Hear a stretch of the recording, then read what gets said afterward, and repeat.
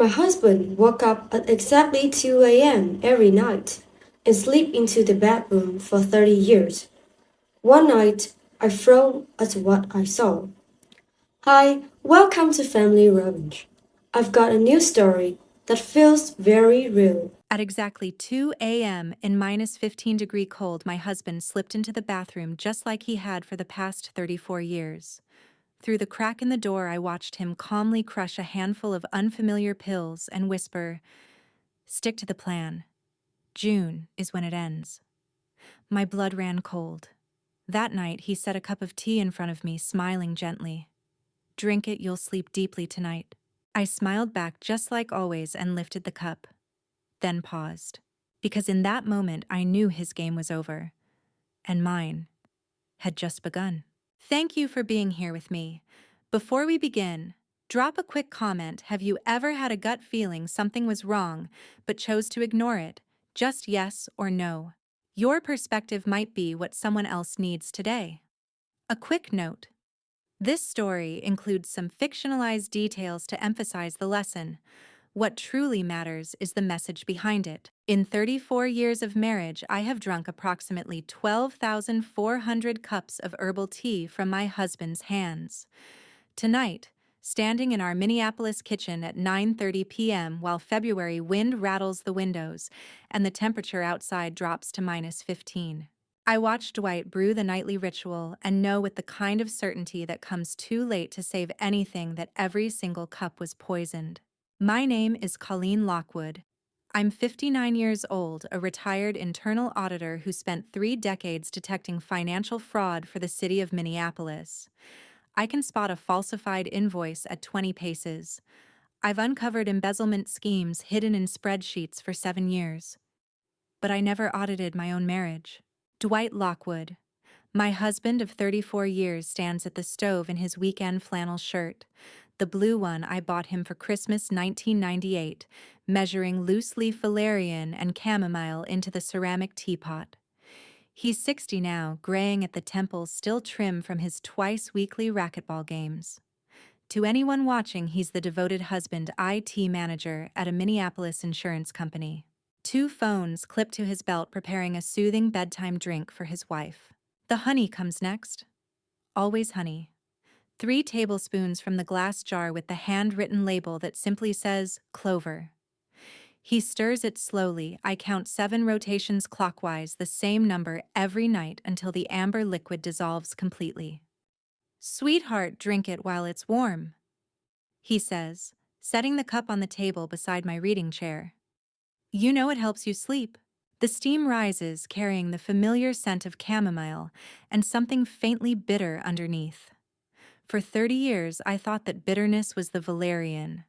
Now I know it's zolpidem, crushed pharmaceutical-grade sleeping medication, added in doses so small that no routine blood panel would detect it, accumulated over decades to create dependency memory gaps, and, in the last 6 months, escalated to lethal levels. I tell him, smiling. "Just let me finish putting away the dishes first."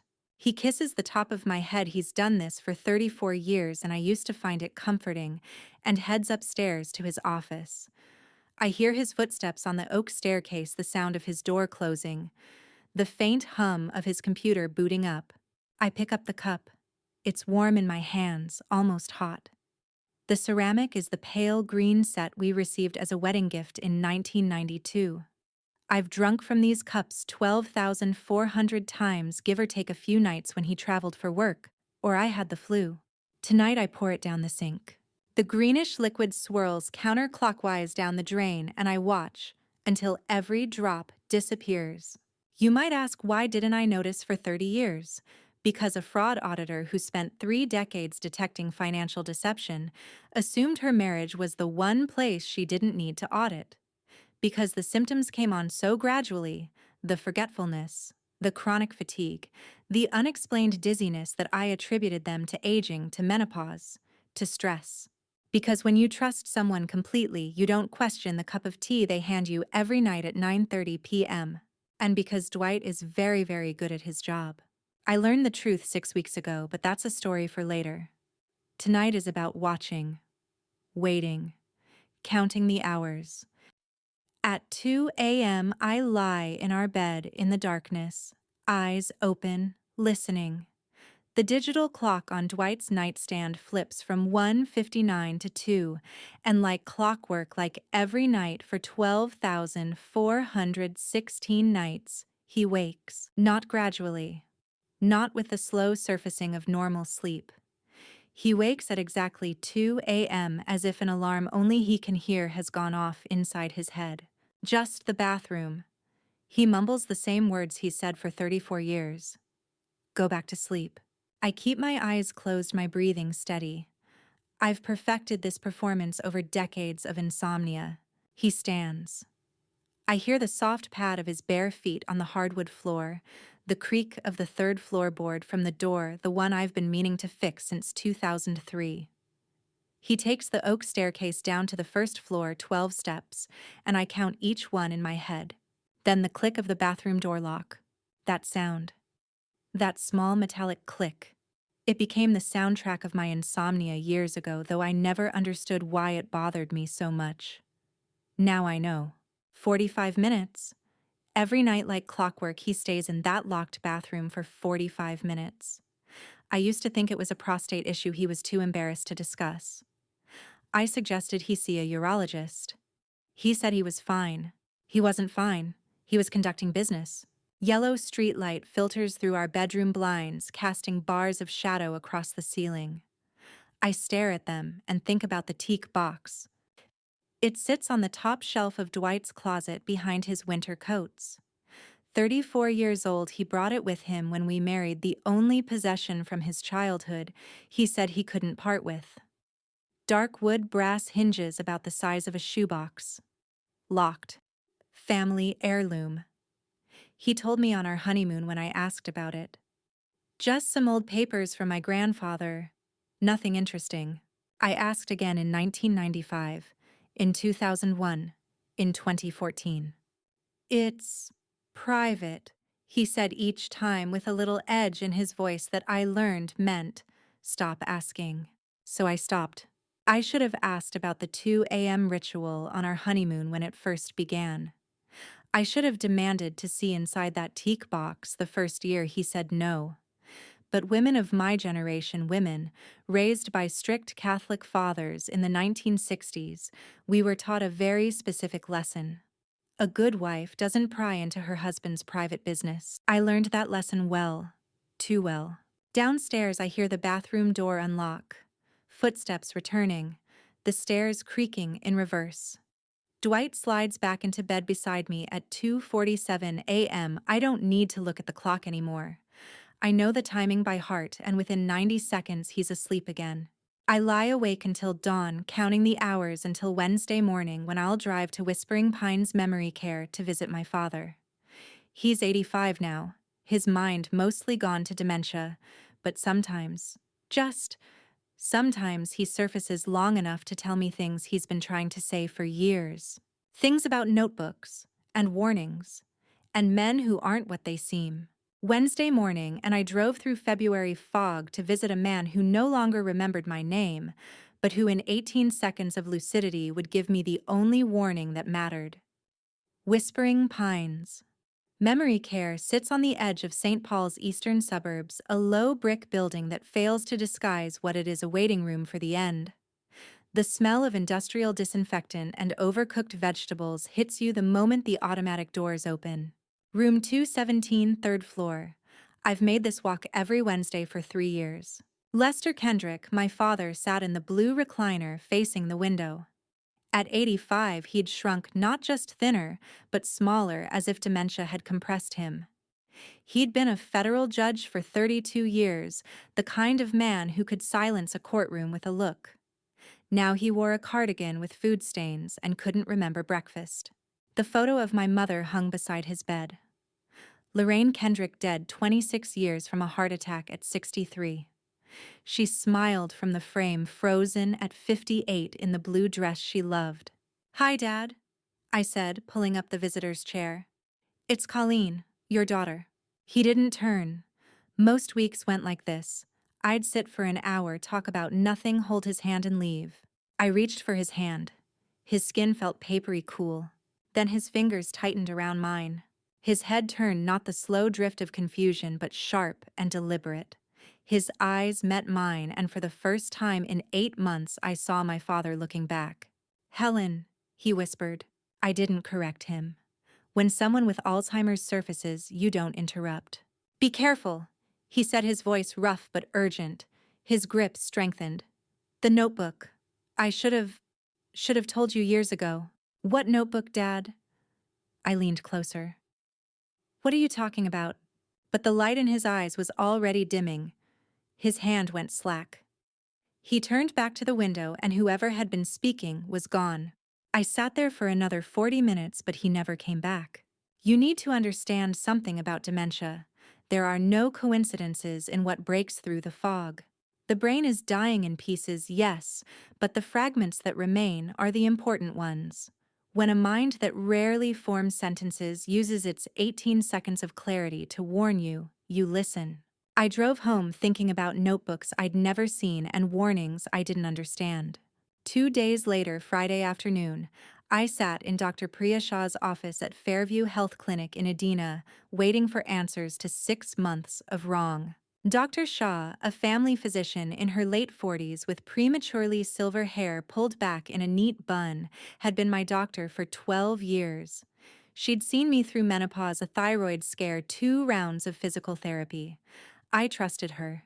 She clicked through screens on her computer, reviewing every test she'd ordered: complete blood panel, metabolic workup, cardiac markers, EKG, brain MRI. I'd been poked, scanned, and monitored for 3 weeks. "Colleen," she said, finally turning with that practiced calm doctor's perfect in medical school. "I can't find anything wrong." I stared at her. "What do you mean, nothing?" "Blood work completely normal. Cardiac function excellent for your age. Brain scan shows no abnormalities, no signs of stroke or neurological disease. Thyroid stable. Kidney and liver function perfect." She gestured to the screen. "You're actually quite healthy, but I'm exhausted by noon," I said, hearing my voice rise. I forced it down. "I can't remember conversations from yesterday. I lose track of what I'm doing mid-task. I feel like I'm disappearing, and you're telling me I'm healthy." "Retirement can be a significant life stressor," Dr. Shah said gently. "You spent 30 years in a demanding career. The transition affects people more than they expect. Sometimes our bodies react to emotional transitions in ways that feel physical. What do you do when your body is screaming and the medical establishment offers you nothing but platitudes about retirement stress?" "This isn't stress," I said. "This is something else. I'd suggest monitoring your symptoms for another month. Keep a journal of when the fatigue hits, what you're doing when memory lapses happen. If there's a pattern, we'll investigate further. But right now, based on everything I'm seeing, there's no medical explanation." "No medical explanation." I thanked her, because that's what you do. You thank the doctor even when they've told you that the thing destroying you doesn't exist, and walked out to the parking lot. The February cold hit me. I sat in my car with the engine off, watching my breath fog the windshield, and thought about patterns. In 30 years as a fraud auditor for the city of Minneapolis, I'd learned to trust my instinct over paperwork. Bank records could be falsified, invoices could be backdated, but the feeling in your gut when numbers didn't add up, that was reliable. When my instinct said fraud despite clean books, I was right 95% of the time. Doctors are trained to find disease. Auditors are trained to find deception. My body wasn't lying, someone else was. I started the car and drove home through streets lined with dirty snow, thinking about notebooks and warnings and husbands who woke at exactly 2 a.m. every night for 34 years. Thinking about tea I would never drink again. Sunday morning, my daughter would call with 3 questions that would crack everything open, but I didn't know that yet. On Friday night, I only knew that my father had tried to warn me the doctors had found nothing, and my husband was brewing tea in the kitchen downstairs. I could hear the kettle beginning to whistle. The phone rang on a Sunday morning while I was knitting, snow falling past the living room window, and my daughter asked 3 questions that would crack my marriage open like ice under weight. It was 11 a.m. I'd been sitting in the armchair by the window working on a scarf for Saskia, watching the fat flakes drift down over our quiet cul-de-sac. Dwight was upstairs in his office door closed doing whatever he did on Sunday mornings when he said he was organizing files. I picked up on the third ring. "Hey, Mom," Saskia said, her voice bright and normal. "How's your weekend?" "Quiet. Snowing. Your father's working upstairs." I kept knitting the needles, clicking a familiar rhythm. "How are you?" We chatted for 5 minutes about nothing her work week, the weather, whether she'd be able to make it to Sunday dinner next week. Saskia Lockwood, my daughter, 25 years old, a DEA special agent based in Minneapolis. I'd raised her to be careful, analytical, precise. She had my methodical nature and her father's, well, I thought she had her father's calm. Then her voice shifted. Not louder, just different, focused. "Mom, I need to ask you something. Has Dad been getting up at 2 a.m. lately?" My hands stilled on the needles.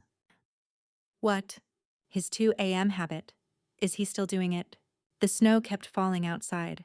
The house felt very quiet. "Saskia, what is this about?" "Just answer, please. Is he still waking up at 2 every night?" "Yes." My voice sounded strange in my own ears. "Why are you asking about your father like this? Does he still get packages from Canada? Those boxes that come every few months?" I'd forgotten about those. Small boxes, maybe once a quarter, always addressed to Dwight. Always something he said was computer equipment for work. He'd open them in his office, and I'd never thought to ask what was inside. I don't know. Maybe. "Saskia, what's going on?" "One more question.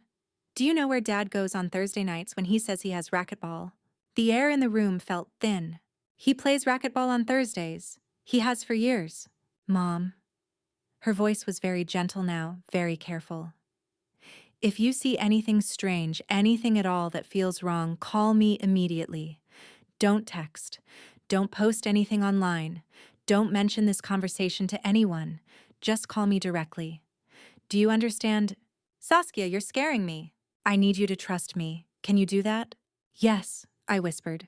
She hung up. I sat there holding the phone, staring at the snow, my knitting forgotten in my lap. Why would my 25-year-old daughter, a DEA agent I'd raised to respect her father, care about his 2 a.m. bathroom habits? Why would she ask about packages and Thursday nights in that careful official voice she used when she was working? Footsteps on the stairs. Dwight appeared in the doorway, hands in his pockets. That easy smile on his face. "Who was that?"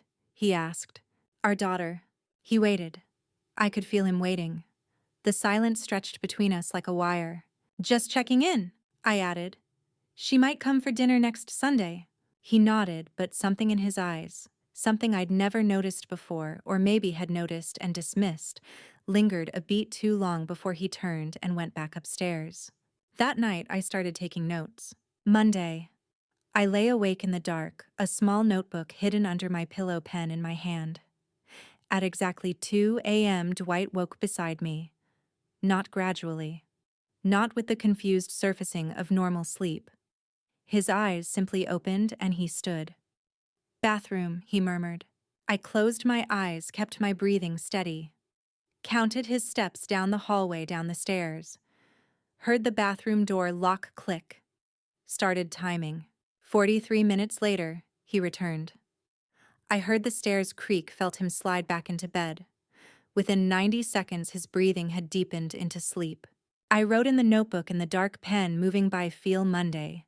2 o'clock wake, 2:43 return. Faucet running 8 minutes. No other sounds. Tuesday, same pattern. 2 a.m. exactly. 45 minutes. Back to bed. Wednesday. That's when it changed. Fraud audits work like archaeology. You don't dig randomly. You excavate one layer at a time until the pattern emerges from the dirt. I'd spent 30 years learning to see what people tried to hide in spreadsheets and bank statements. You look for deviations, anomalies, the transactions that don't quite fit. Wednesday at 2 a.m., Dwight woke and went downstairs. But he didn't return at 2:45. I waited, listening. At 2:50, I heard his voice through the bedroom window, low, barely audible, coming from the back porch. He was speaking Spanish. I'd never heard Dwight speak Spanish, not once in 34 years. He'd taken French in high school, he'd said. Couldn't even order at Mexican restaurants without pointing at the menu. But now in the frozen dark at 3 in the morning, his voice drifted up through my cracked bedroom window, rapid and fluid and utterly incomprehensible. I couldn't make out words, just the rhythm of them. A conversation. Someone on the other end of a phone. 20 minutes. Then silence. Then his footsteps back inside. He returned to bed at 3:28 a.m. I wrote it all down in the dark. That night, when he brewed the tea at 9:30 p.m., I watched him more carefully than I ever had before. The ritual was the same valerian chamomile honey. 7 clockwise stirs. But the tea he handed me was darker. Noticeably darker than Mondays or Tuesdays. Either he'd used a different blend or he'd added something extra. "You look tired tonight, sweetheart," he said, setting the cup beside my chair. "Make sure you drink all of this." I smiled, thanked him, waited until he went upstairs, poured it down the sink. I had been accustomed to a 34-year habit, 12,416 nights of the same routine, the same tea, the same silence. But on Wednesday night, something changed. It wasn't the schedule that broke, it was me. And I think God helped me. I think he noticed. Saturday evening, we would have dinner with Saskia and her boyfriend, and I would see something that made my blood run cold. I met the second villain of my life over chicken marsala at an Italian restaurant in Uptown, and didn't know it until months later, when everything he'd stolen from my daughter would be laid bare on a DEA forensics screen. Saturday evening, 7 o'clock. The restaurant had warm yellow lighting and the low hum of conversation that makes people feel like they're speaking privately even when they're not. Dwight and I arrived first, took the corner table Saskia had reserved. She showed up 10 minutes later with a man I'd never met. "Mom, Dad, this is Felix." She beamed her hand tucked into his elbow. "Felix Harrington. We've been dating for 2 years." 2 years, and this was the first time she'd brought him to meet us. That should have told me something right there. Felix Harrington looked 27, maybe 28. Clean-cut, nice smile, wearing a button-down shirt and slacks like he'd dressed to impress parents. He shook Dwight's hand first, then mine. His grip was firm, confident. "It's so great to finally meet you both," he said, sliding into the chair beside Saskia. "Saskia talks about you all the time." Felix works in IT at Target Corporate. Saskia said, her eyes bright. "We met at a tech conference 2 years ago. He helped me troubleshoot a database issue for work, and we just clicked. The waiter came. We ordered." Felix asked about my career at the bank, seemed genuinely interested when I explained internal auditing. He was charming, polite, asked the right questions, laughed at Dwight's jokes, complimented the restaurant. But twice during dinner, I noticed things that made my skin prickle. The first was when Saskia mentioned a late night at the office. Felix smiled and said, "Weren't you at the Federal Building until 8 p.m. on Tuesday? You mentioned the parking was terrible." 8 p.m. on Tuesday. The Federal Building. Too specific. Too detailed. The kind of thing you know because you're tracking someone, not because they casually mentioned it. Here's what you need to understand about surveillance. The person being tracked never notices the tracker. They notice the person who shouldn't know where they've been. The second thing happened when Saskia excused herself to the restroom. Felix watched her go, then glanced at Dwight. Just a glance. A flicker of eye contact that lasted maybe half a second. But in that half second, I saw recognition. Not the polite acknowledgement of a boyfriend meeting his girlfriend's father for the first time. Recognition. Like they already knew each other. Dwight's expression didn't change. He kept eating his pasta, asked Felix about his job at Target, listened to the answer with apparent interest. But that look had happened. I'd seen it. I smiled through the rest of dinner, laughed at the right moments, told Felix it was lovely to meet him, hugged Saskia goodbye in the parking lot, and told her I was happy she'd found someone. But driving home, I couldn't stop thinking about that look. 2 weeks later, on our 34th wedding anniversary, Dwight brought home red roses and made reservations at the dining room table instead of going out. He said he wanted it to be intimate, just the two of us. He cooked chicken in cream sauce, roasted vegetables, a bottle of wine he'd been saving. He lit white candles on the table and put on the classical music I liked. The house smelled like garlic and butter and something sweet I couldn't identify. We ate, talked about nothing. The weather, the neighbors, whether we should repaint the living room this spring. The conversation felt forced, like we were both performing our parts in a play we'd been rehearsing for 3 decades. I waited until he'd poured the second glass of wine. "Do you remember the night my mother died?" I asked. His hand stilled on the wine bottle. "What? My mother? The night she had the stroke. I wasn't home, I was at that banking conference in Chicago. It was just you here with her." Dwight set down the bottle. His face had gone slightly red. Not flushed exactly. Just off. "That was a long time ago," he said. 26 years. But you were here. You found her." "Yes." He picked up his wineglass, took a drink, set it down, picked it up again. "I called the ambulance. There wasn't anything I could do." "I know. I've been thinking about her lately, wondering if there was anything we missed. Any signs before it happened. 34 years of marriage, and I'd never seen his hand shake, not when his father died, not during either of our children's births, not when the bank laid off half my floor in 2008. Dwight was steady, controlled, the man who could wake at exactly 2 a.m. every night for 3 decades without an alarm. But now, holding that wine glass, his hand trembled. A visible tremor. 3 full seconds before he set it down and looked away. "There's nothing to remember," he said, his voice tight. "She had a stroke in her sleep. The paramedics said it was quick. What else is there to say?" He stood abruptly, gathered the plates, went to the kitchen. I heard him running water, loading the dishwasher with more force than necessary. When he came back, he'd composed himself, smiled, suggested we have dessert. At 9:30, he brewed the tea. "Drink up, honey," he said, setting the cup beside me. "The tea will help you sleep. You know you need it." 5 minutes later, he came back to the living room. "Did you drink the tea?" "Not yet. I'm letting it cool." "You should drink it while it's warm. It works better that way." Another 10 minutes passed. He appeared again in the doorway. "Sweetheart, the tea's getting cold. You really should drink it." 3 times. In 34 years, he'd never reminded me 3 times. Never hovered. Never watched to make sure I drank. I waited until he went upstairs, then poured it down the sink and listened to the drain swallow 34 years of trust.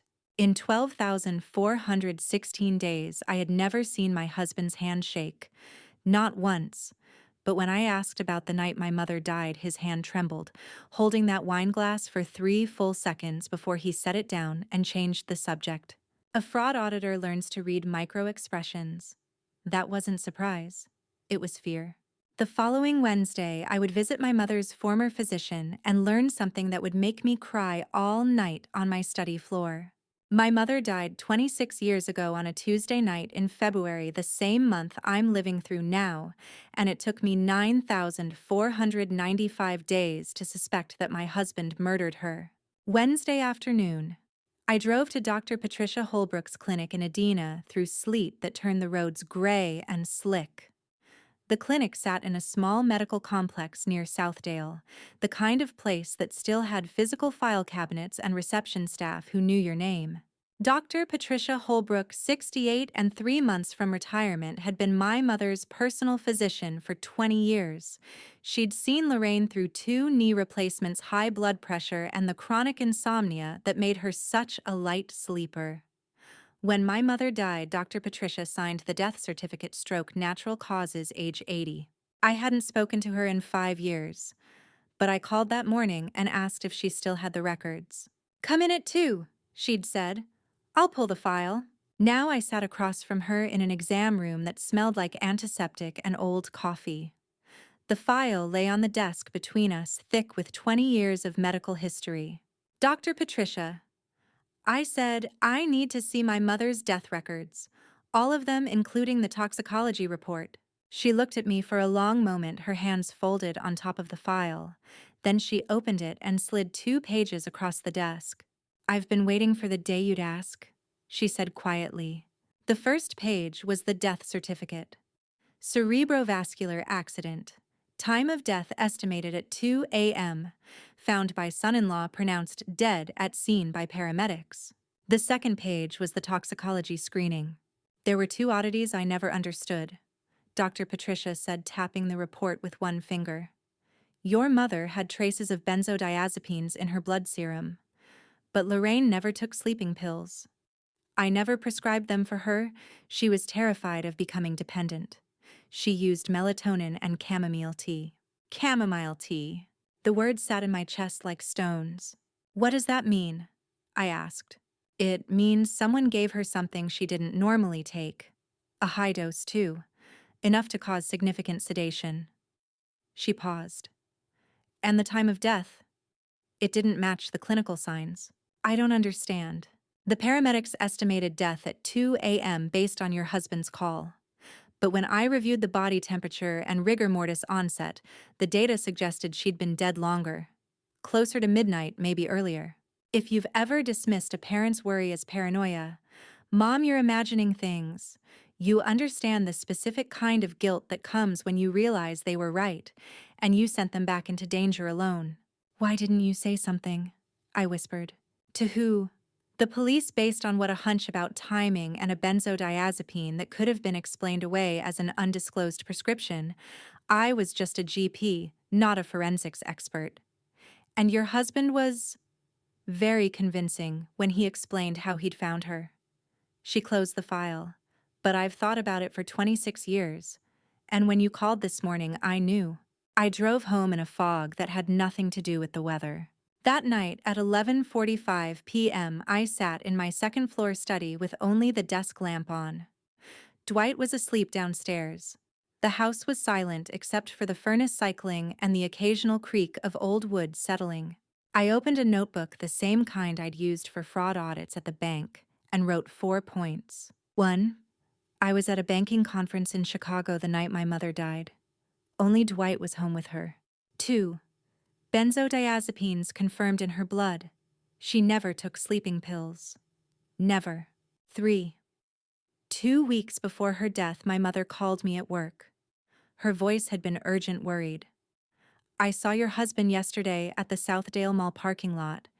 He was handing a package to 2 men. They looked Mexican, maybe. I don't know. It just seemed strange. Furtive. I wanted to tell you. I'd laughed. Told her she was imagining things. Dad probably just helping someone with directions or car trouble.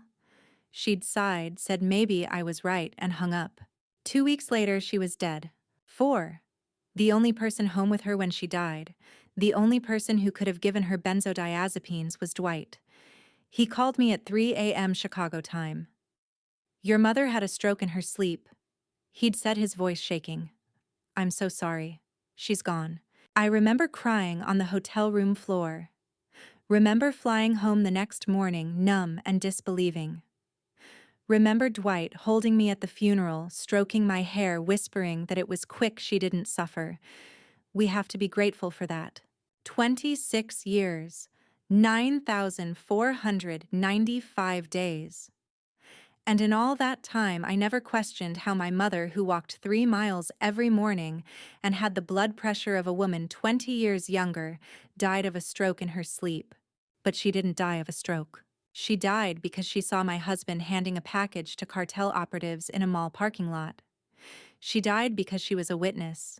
She died because Dwight came to her house that night, probably with chamomile tea, probably with honey, probably with the same kind smile he'd been giving me for 34 years, and poisoned her with enough benzodiazepines to stop her heart.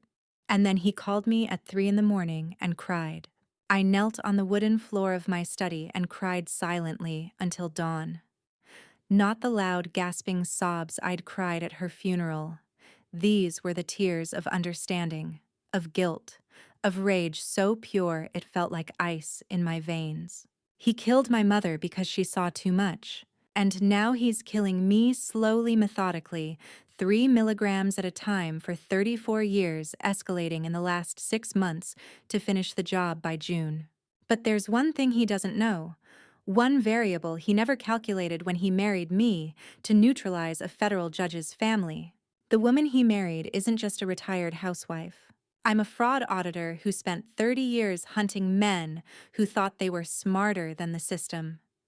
Men who believed they could hide money in spreadsheets and fake invoices and offshore accounts.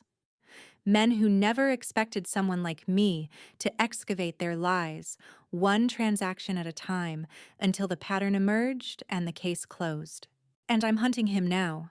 The next morning, I would sit at my kitchen table with an old audit notebook and draft a 5-pronged investigation plan because fraud always leaves a trail, and murderers are just frauds who've escalated from money to lives. Fraud investigations follow a pattern. You don't chase the money. First, you map the deception, identify the gaps, then trace the flow backward until the architecture of the lie reveals itself like bone through skin. Thursday morning, 7 o'clock.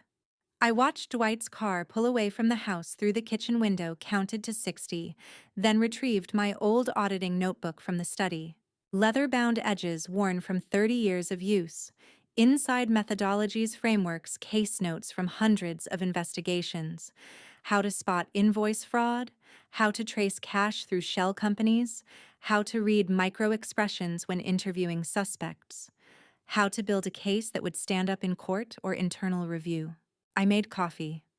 Not the decaf Dwight always brewed for me, the bitter, strong stuff I used to drink at dawn before walking into boardrooms to present findings that would end careers. I hadn't had real coffee in 6 months.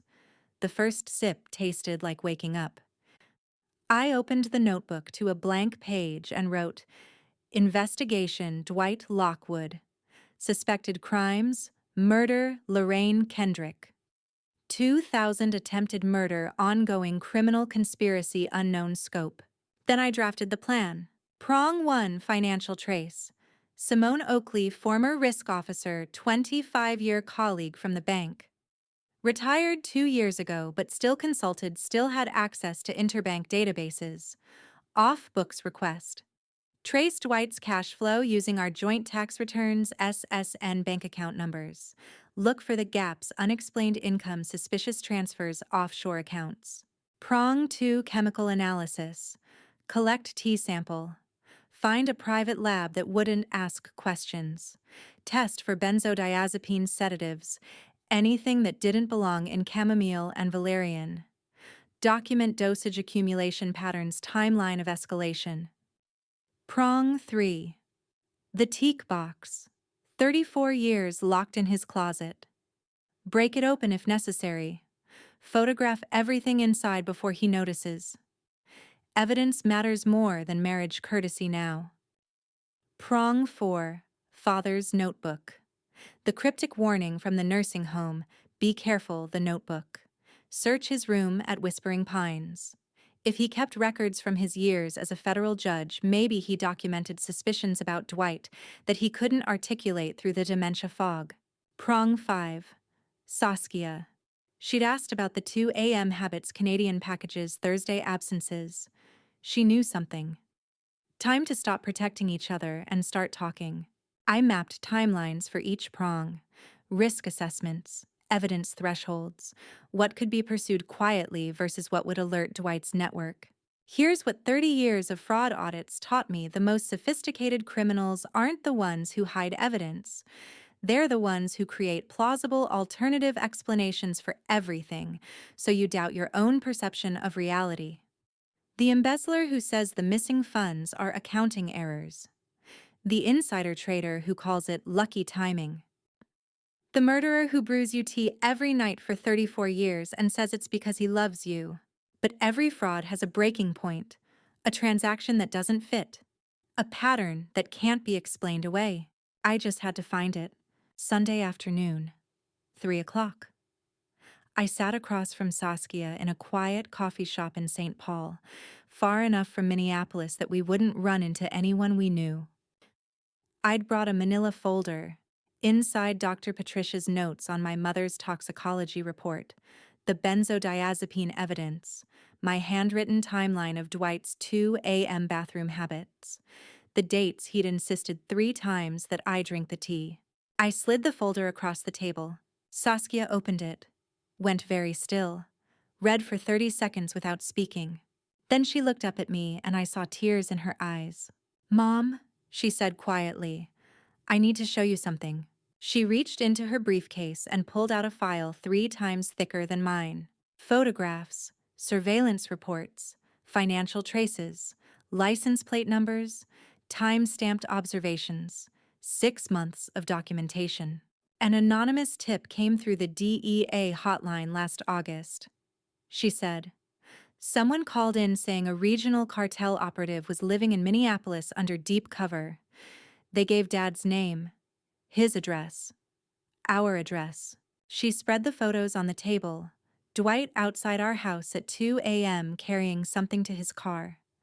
Dwight at a Target parking lot, handing a package to a man whose face had been flagged in 3 separate DEA databases. Dwight meeting with someone at a Starbucks in Edina, the same Felix Harrington I'd had dinner with 2 weeks ago. "You knew," I whispered.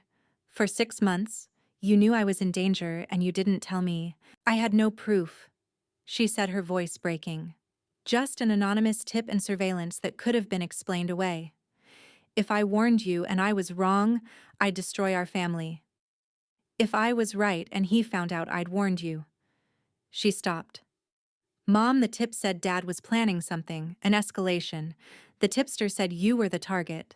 My daughter, my 25-year-old daughter who I'd raised to trust her father, had spent 6 months carrying the weight of suspecting him alone, the same way I'd carried 34 years of unanswered questions alone." "Mom, you've been drugged," Saskia said. "Your 6-month health decline isn't retirement stress. It's systematic poisoning.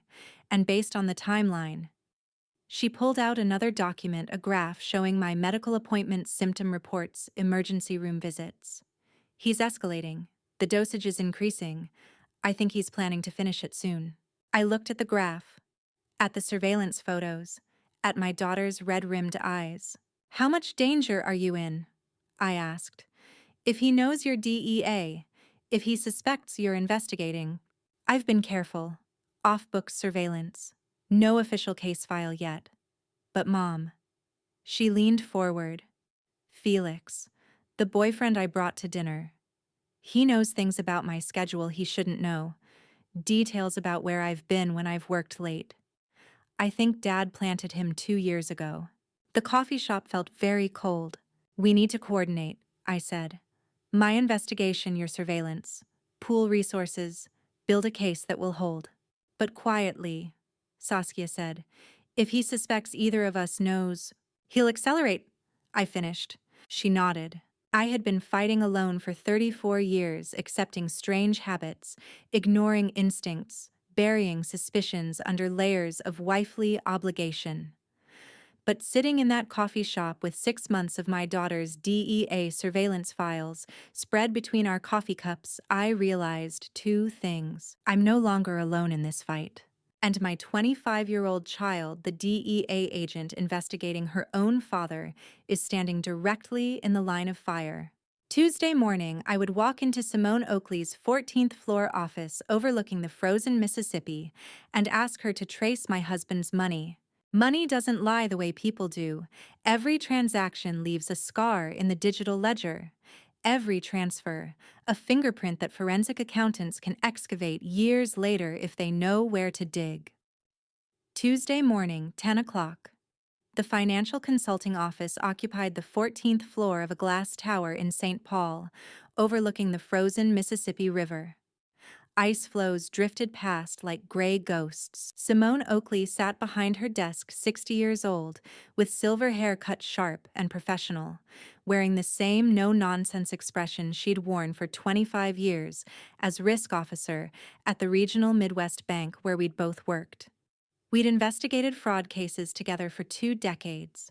She knew how I thought, knew when I was certain and when I was guessing. I wasn't guessing now. "Simone," I said, sliding a folder across her desk. I need you to trace my husband's cash flow. Off the books. I think he's laundering money maybe for years, possibly decades. She opened the folder. Inside Dwight's social security number, bank account numbers, routing information, all copied from our 2024 joint tax return that I'd found in his office file cabinet. You understand what you're asking, she said quietly. This kind of forensic trace, it's not a weekend project. Full documentation that would stand up in court. I'm talking comprehensive analysis, cross-referenced accounts, pattern mapping across multiple institutions that takes at least 10 days, maybe 2 weeks. What about preliminary findings? 72 hours I can give you patterns, raw numbers, suspicious flows, but nothing prosecutable yet. Nothing that would survive a legal challenge. 72 hours for preliminary findings, 10 days for prosecutable evidence in fraud investigation. That gap is where suspects flee, destroy records, or kill the only witness who can testify. I need to know the scope, I said. Even preliminary numbers will tell me if I'm looking at thousands or millions, if it's personal criminality or organized infrastructure. Simone studied me across the desk. You're sure about this? Because once I start pulling threads, there's no putting them back. If he's connected to anyone monitoring financial databases, he won't know you're looking. You still have consulting license, legal access to interbank systems. To him, you're just a retired colleague I occasionally have lunch with. She nodded slowly. All right. Give me 72 hours for preliminary. 10 days for the full forensic package. But Colleen, she leaned forward. If the numbers are as bad as you think, you need to be ready to act fast. People who launder serious money don't leave loose ends. I know, I said, because I was the loose end. Thursday afternoon, 1 o'clock. Dwight had an afternoon meeting across town, something about IT infrastructure upgrades at the insurance company. He'd be gone until at least 3:30, maybe 4. I stood outside his first-floor study. The door was unlocked. In 34 years of marriage, that door had never been unlocked when he wasn't in the room. Not once. But today, either he'd forgotten, or he was testing me, seeing if I'd finally look. I looked. The office smelled like leather and old paper. His laptop sat open on the desk screen, a wake password already entered. 2 tabs open in his browser. The first tab showed a Wells Fargo private banking account I'd never seen him access before. Account number ending in 8844. Balance $8,127,460.38. My account. The account I'd opened in 1998 with the inheritance from my maternal Aunt Margaret money. Dwight supposedly didn't know about because I'd kept it separate, private, intended as security if I ever needed to leave. $8 million I'd carefully grown over 26 years through conservative investments and dividend reinvestment. He'd been looking at it, tracking it, probably for years. The second tab was an Excel spreadsheet. File name, Est Plan Q 22026. Estate planning, second quarter 2026. I clicked it. The spreadsheet opened with 3 columns: asset category, estimated value, acquisition timeline. Row 1, Wells Fargo private HEL account, $8 million, June 2026. Row 2, Home Equity Minneapolis, $2,400,000, June 2026. Row 3, Life Insurance MetLife, $800,000, June 2026. Row 4, Total Estimated Inheritance, $11,200,000, June 2026. Final row, bottom of the sheet, formatted in bold, estimated inheritance window, June 2026 cardiac event. He wrote cardiac event with the same casual notation accountants use for depreciation schedule, or quarterly dividend, my death, as a financial planning variable. I stood there reading it 3 times, making sure I wasn't misunderstanding. But there was nothing to misunderstand. The math was simple. The intent was clear. June 2026, 4 months from now. The same month he'd murdered my mother. Same method, zolpidem overdose presenting as cardiac arrest. Natural causes, no autopsy, clean inheritance. He'd calculated it all. Knew about my private account for years, maybe decades. Stayed in this marriage not because he loved me, but because he was waiting for the estate to reach critical mass. 8 million in liquid assets plus property equity plus insurance payout. $11.2 million. Worth the 34-year investment of brewing tea every night and maintaining the performance of a devoted husband. I heard a car door slam outside. My hands moved without thinking.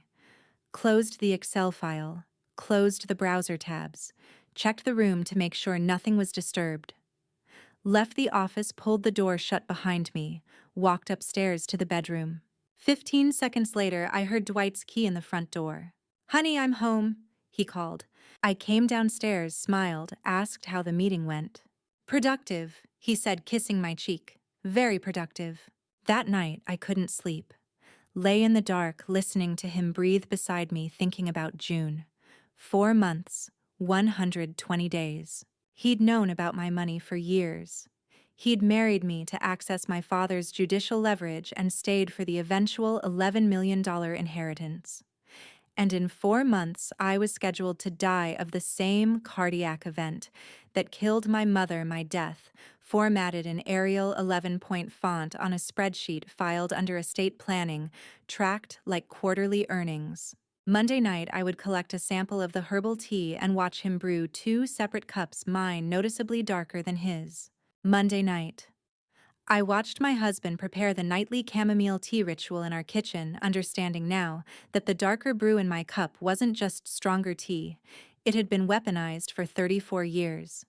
Tonight, I had to collect a clean sample without alerting him. 9:30 p.m.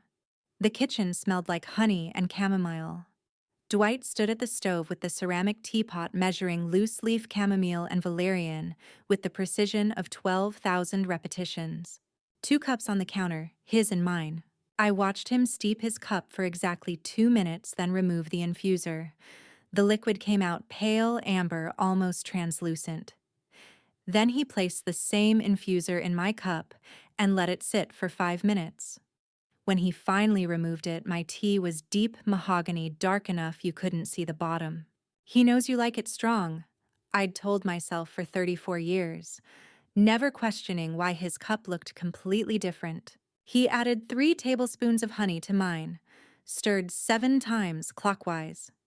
The ritual never varied. "Here you go, sweetheart," he said, setting my cup on the table. "Drink it while it's warm. You know it helps you sleep." I smiled. Picked up the cup. The warmth seeped through ceramic into my palms.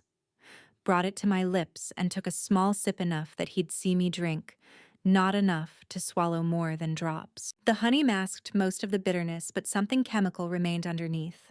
"How was your day?" I asked. "Busy. Quarterly board meeting coming up." He sat with his own cup, took a long drink. "What about you?" "Quiet," called Saskia. He nodded, started humming while rinsing the teapot. His back turned. 8 seconds. I pulled the small glass vial from my cardigan pocket, left over from an old prescription. Poured 80% of my tea into it as quietly as I could. The liquid was still warm, darker than it should be. Capped the vial. Slid it back into my pocket. Refilled the cup halfway with tap water from my glass, stirred quickly. Dwight turned around. I was taking another pretend sip. "This is perfect," I said. "Thank you for always taking care of me." He smiled, kissed my forehead. "You know I always will." We finished the ritual. I complimented the tea. We talked about nothing: groceries, the furnace noise when Saskia might visit. Normal, domestic, safe. At 10, I said I was tired and went upstairs. In the bedroom, I locked the door. Pulled out the vial. The tea inside was still warm, dark, smelling of chamomile and honey and poison. I labeled it with medical tape: sample March 3rd, 20, 26, 21, 35. Texted Saskia on the burner phone. "Have the sample. Where do I send it?" She replied in 30 seconds. Aniston Toxicology, 412 East Grant Road, Tucson, AZ.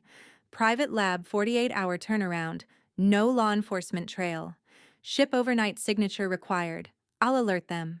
Tuesday morning, after Dwight left for work, I drove to FedEx and shipped it. Overnight delivery, signature required. Tracking number saved 7749 3382 8844 2261. Then I waited. Tuesday and Wednesday blurred. I maintained routine. Grocery shopping at Cub Foods, book club via Zoom on Tuesday night discussing a mystery novel none of us had finished. Nightly tea ritual with Dwight where I pretended to drink, then poured it down the bathroom sink. 34 years of thanking him for caring, never questioning why I needed it every night or why I felt foggy every morning.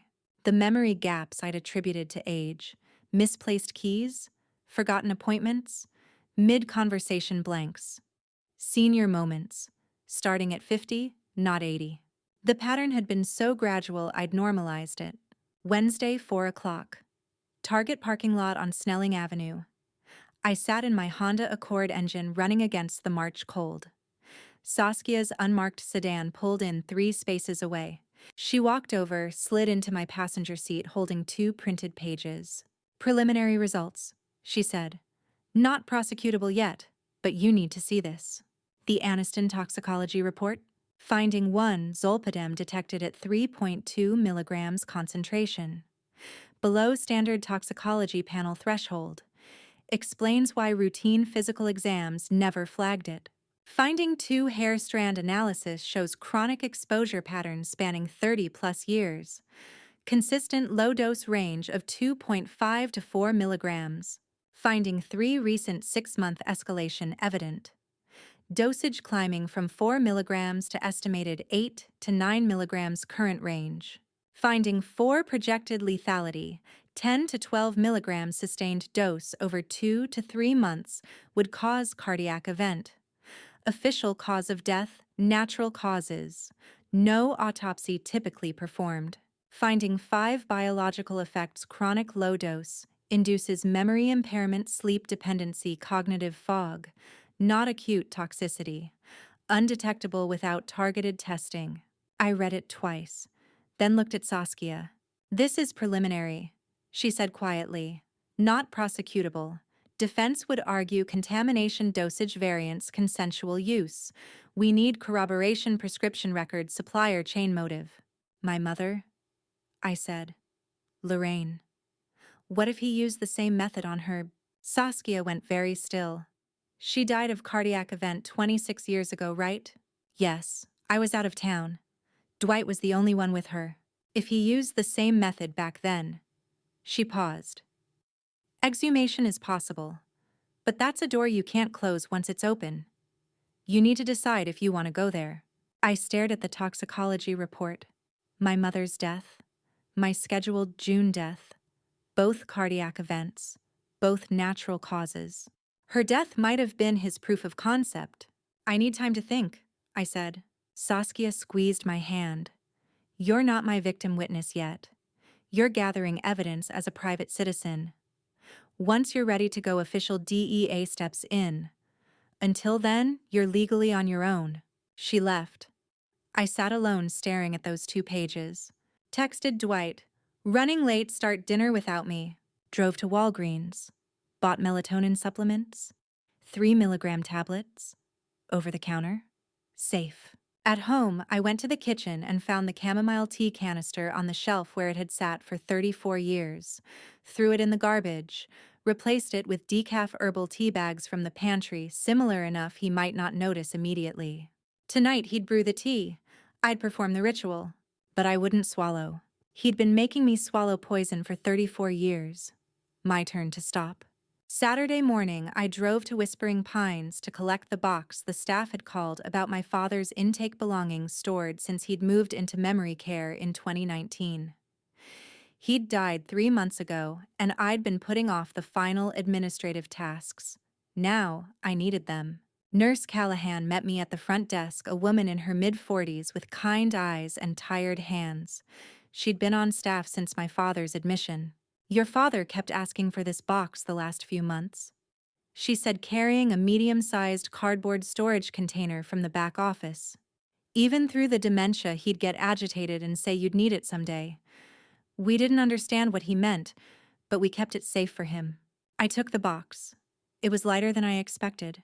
"Thank you," I said, "for everything you did for him. He was a good man," she said quietly. "Even at the end, when he couldn't remember much else, he remembered you. He'd say your name and tell us to protect you."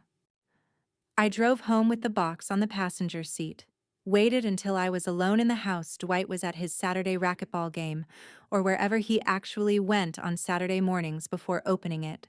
Inside, a few personal items: his reading glasses, a fountain pen, 3 photographs of my mother, and at the bottom, wrapped in a plastic bag, an old leather notebook. The cover was worn, the pages yellowed. I opened it carefully.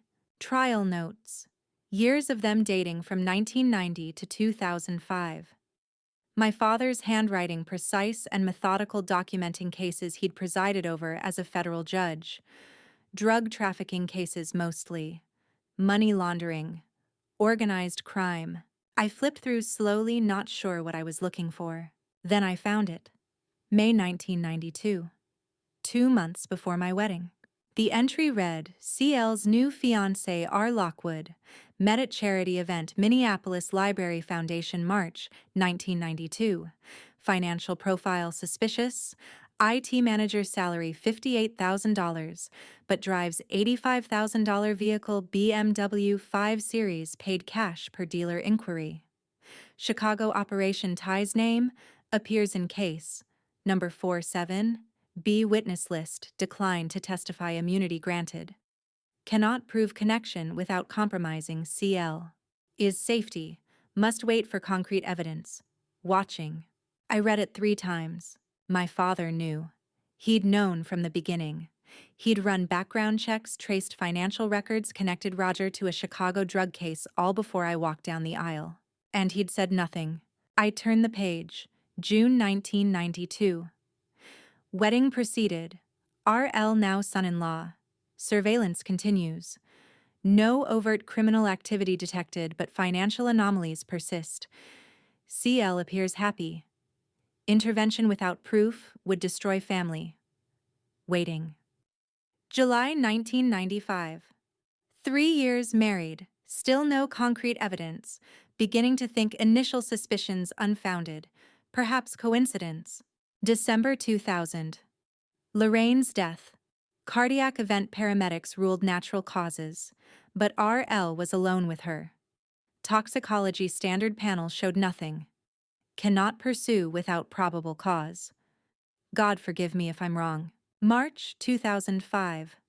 Diagnosis today, early Alzheimer's. Ironic.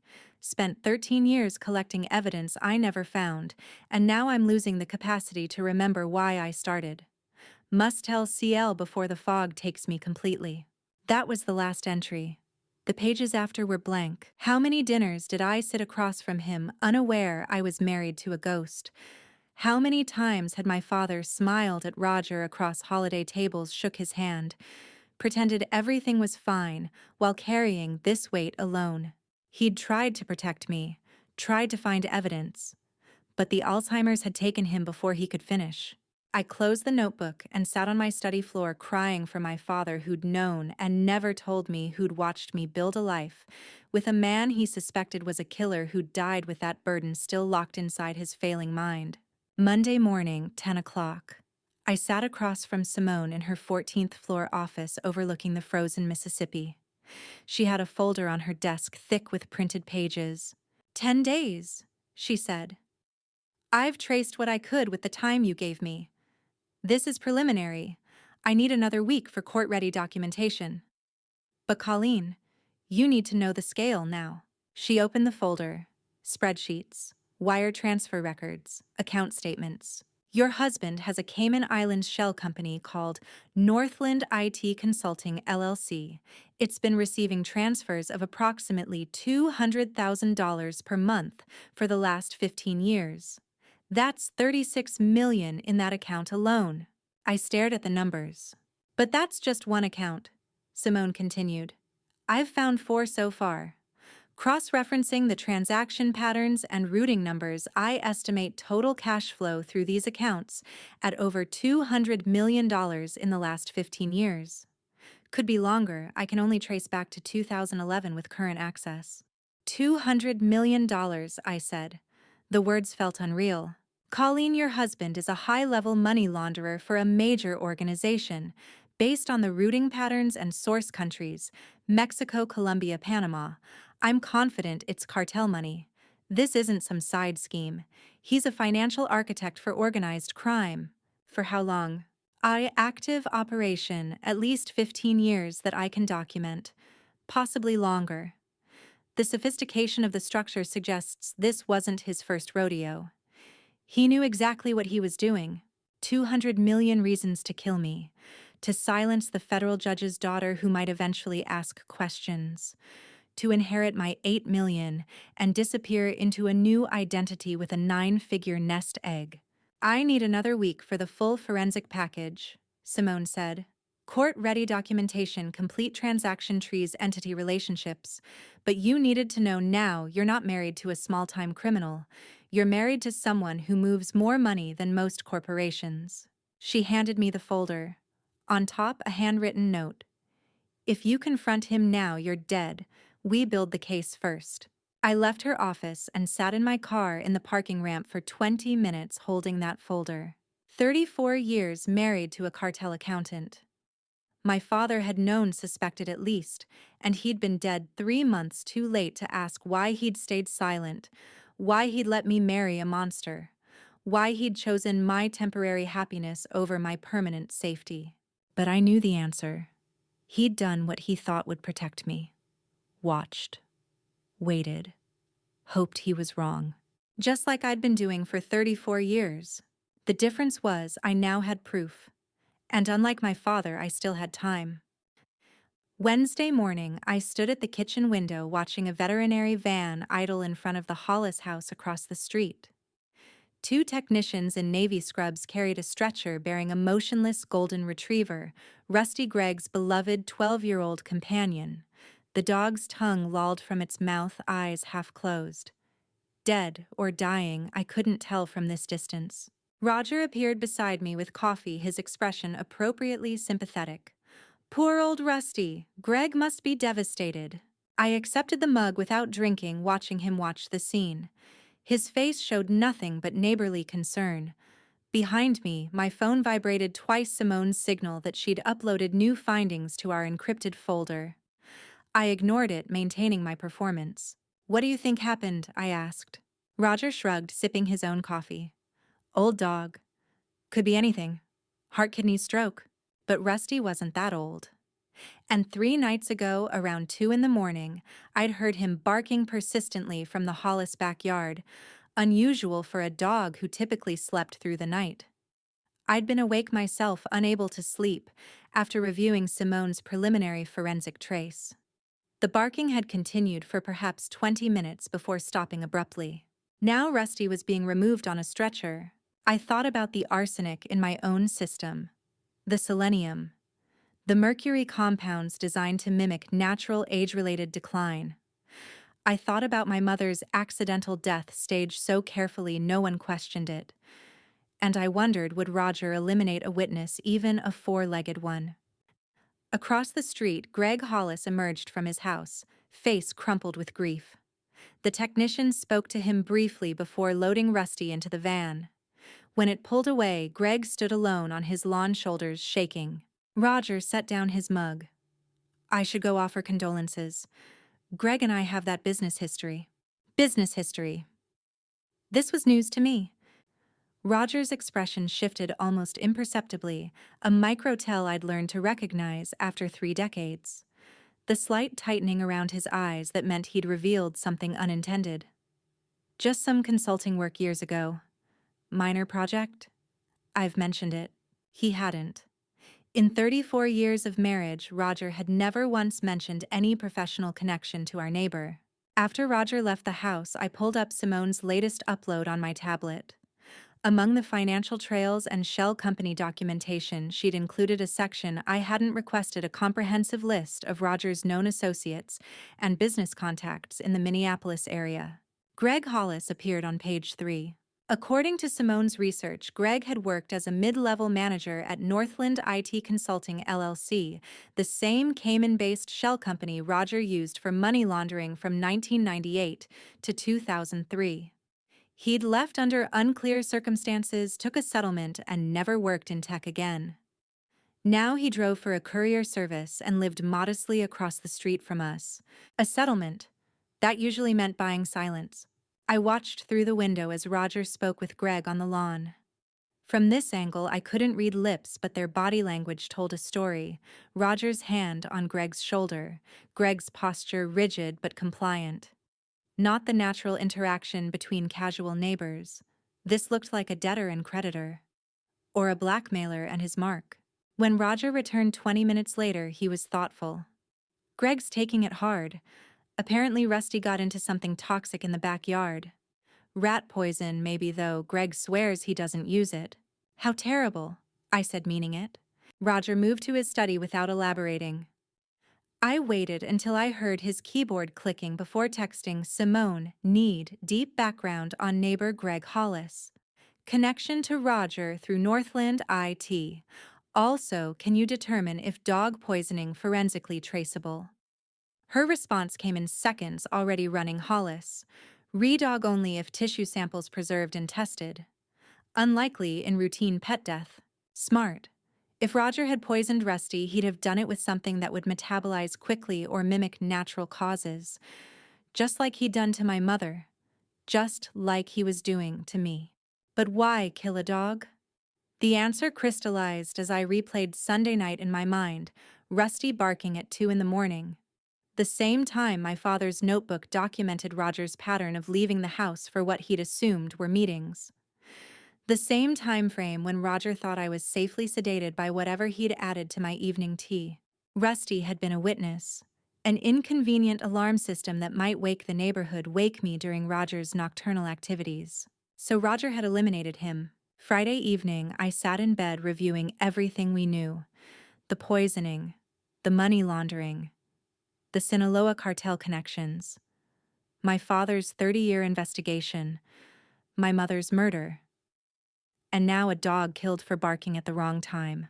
Roger was methodical, patient, willing to kill anything that threatened his operation's security, which meant his 2 a.m. activities were crucial, something he couldn't afford to have discovered. I needed to know what he was doing.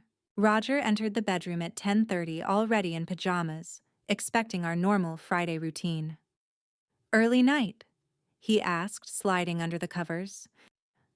"Long week." I said, feigning exhaustion I didn't feel. The truth was that I'd been discarding every beverage he prepared for 3 days, now pouring tea down bathroom drains and coffee into plants. Without his toxins, my energy was returning. My mind felt sharper than it had in years. He kissed my forehead, the gesture of a devoted husband, and settled into his pillow. I waited in the darkness, regulating my breathing to mimic sleep while my mind calculated logistics. Our bedroom door had a traditional keyed lock, but the gap between door and frame was wide enough for visual surveillance if I positioned myself correctly. Roger would never know I was watching. At 1:50 Saturday morning, I would be awake. At 1:50, I would learn what was worth killing for. I set my phone's silent vibration alarm for 1:50 and closed my eyes, looking like a wife sleeping peacefully beside the husband who'd spent 34 years poisoning her to death. Saturday, 21:30. Roger handed me the darker cup, same as 12,410 nights before, but tonight I wasn't swallowing. The kitchen smelled of chamomile and honey, familiar as my own heartbeat. Roger had brewed our nightly ritual with his usual precision: 2 mugs water at exactly 90 degrees Celsius, 3 minutes steeping time. He'd stirred a tablespoon of honey into mine, the darker, cloudier cup, and half that amount into his own lighter brew. "You look tired tonight," he said, settling onto the bar stool across from me. "This batch should help you sleep well." I took one small sip, letting the warm liquid coat my tongue. Sweet. Floral. slightly bitter underneath. I needed to remember the exact taste for future performances. Then I cradled the mug in both hands, nodding as Roger talked about his day, some consulting deadline, a client issue, the same cover stories he'd been using for 34 years. When he turned to rinse the kettle, I tipped 90% of the tea into the orchid pot behind me. The Madagascar jasmine I'd been nursing for 8 years. The soil absorbed the liquid silently. "You always take such good care of me," I said, setting down the empty mug. First lie I'd told him in 3 decades that I was conscious of. Roger smiled, rinsed both cups, and kissed my forehead. "Sleep well, sweetheart." Upstairs at 2200 hours, I lay in our bed listening to Roger's breathing settle into sleep. My phone's silent alarm was set for 0150. The house creaked around us, old foundation Minnesota winter sounds I'd heard 10,000 times before. But by 2330 something was different. My mind felt sharp, clear, like someone had removed a wet wool blanket I'd been carrying on my shoulders for decades. I could think in straight lines instead of fog. I remembered what I'd eaten for lunch, actual details, not vague impressions. I recalled the license plate number from the vet van that had taken Rusty's body, Minnesota commercial plate 7CX892. This was what clarity felt like. I'd forgotten. The alarm vibrated against my palm at 0158. Roger's breathing remained steady beside me, deep, rhythmic, the sleep of someone with no conscience to disturb his rest. I slid from under the covers, bare feet silent on hardwood, and crept toward the hallway. Our oak staircase had 13 steps. I knew which 8 creaked and avoided them by memory, descending in darkness. Downstairs, a thin line of light showed beneath the main floor bathroom door, not the powder room by the kitchen, but the full bath near Roger's study. I knelt on cold tile outside the door, pressing my eye to the gap between frame and threshold. The keyhole view was narrow but sufficient. Roger knelt before the toilet, back to me. He'd removed the porcelain cistern lid and set it carefully on the bath mat. From inside the tank, he extracted a Ziploc bag sealed 3 times over. Even from this angle, I could see the contents, approximately 50 pink pills each, stamped with what looked like a designer logo. Fentanyl. Had to be. Simone's briefing had mentioned the Sinaloa cartel's signature pink tabs, distributed through medical networks across the Midwest. Roger set the bag on the marble counter and pulled out his phone. Not the iPhone he carried daily, but a second device I'd never seen. Encrypted burner. He thumbed it awake with practiced ease and began typing. "Next drop Tuesday," he said quietly into the phone voice barely audible through the door. 50 more tabs, same as last month." He listened, nodded, ended the call. From the medicine cabinet, he withdrew an envelope. I watched him count cash, all hundreds, $8,000 if I was reading the stack correctly. He returned $6,000 to the envelope, tucked $2,000 into his wallet, and replaced the envelope in the cabinet behind expired prescription bottles and old bandage boxes. Then he reached back into the cabinet and pulled out 5 amber pharmacy bottles. Different labels, different pharmacies: Walgreens, CVS, Rite Aid, Health Partners, Thrifty White. Different doctors' names. I couldn't read them all from this angle, but I caught Dr. Morrison and Dr. Chen on 2 bottles. All prescribed Zolpidem 10 milligrams, common sleep medication. Roger opened each bottle and shook tablets onto the counter. 30 pills total, maybe 40. He produced a marble mortar and pestle from beneath the sink, professional quality, the kind pharmacists use, and began crushing the tablets methodically. The grinding sound was rhythmic, almost meditative. Pink-white powder accumulated in the mortar's bowl. 5 pharmacies, 5 doctors, none of them real. When the tablets were fully pulverized, Roger funneled the powder into a glass honey jar, identical to the one in our kitchen. He worked carefully, wasting nothing, then sealed the jar and wiped the counter with disinfectant. The fake prescription bottles went into a plastic grocery bag. The fentanyl returned to the toilet cistern. The encrypted phone disappeared into his robe pocket. 34 years. I'd been drinking stolen pharmaceuticals mixed into honey by a cartel accountant. The honey jar he crushed fresh powder every week. Every Saturday at 2 in the morning while I slept off the previous week's dose. The same night Rusty used to bark. The same time frame my father had documented in his notebook.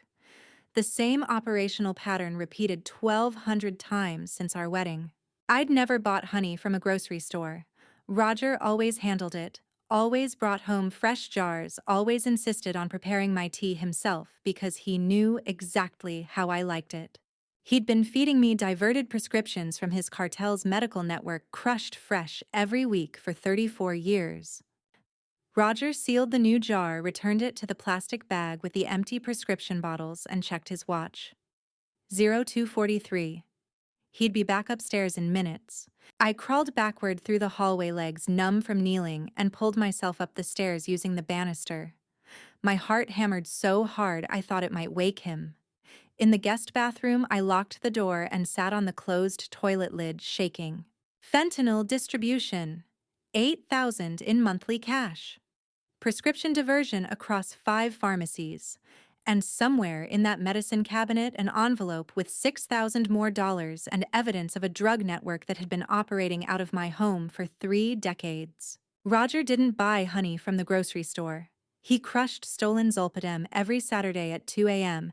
and fed it to me in chamomile tea, keeping me sedated while he ran a cartel distribution operation from our bathroom.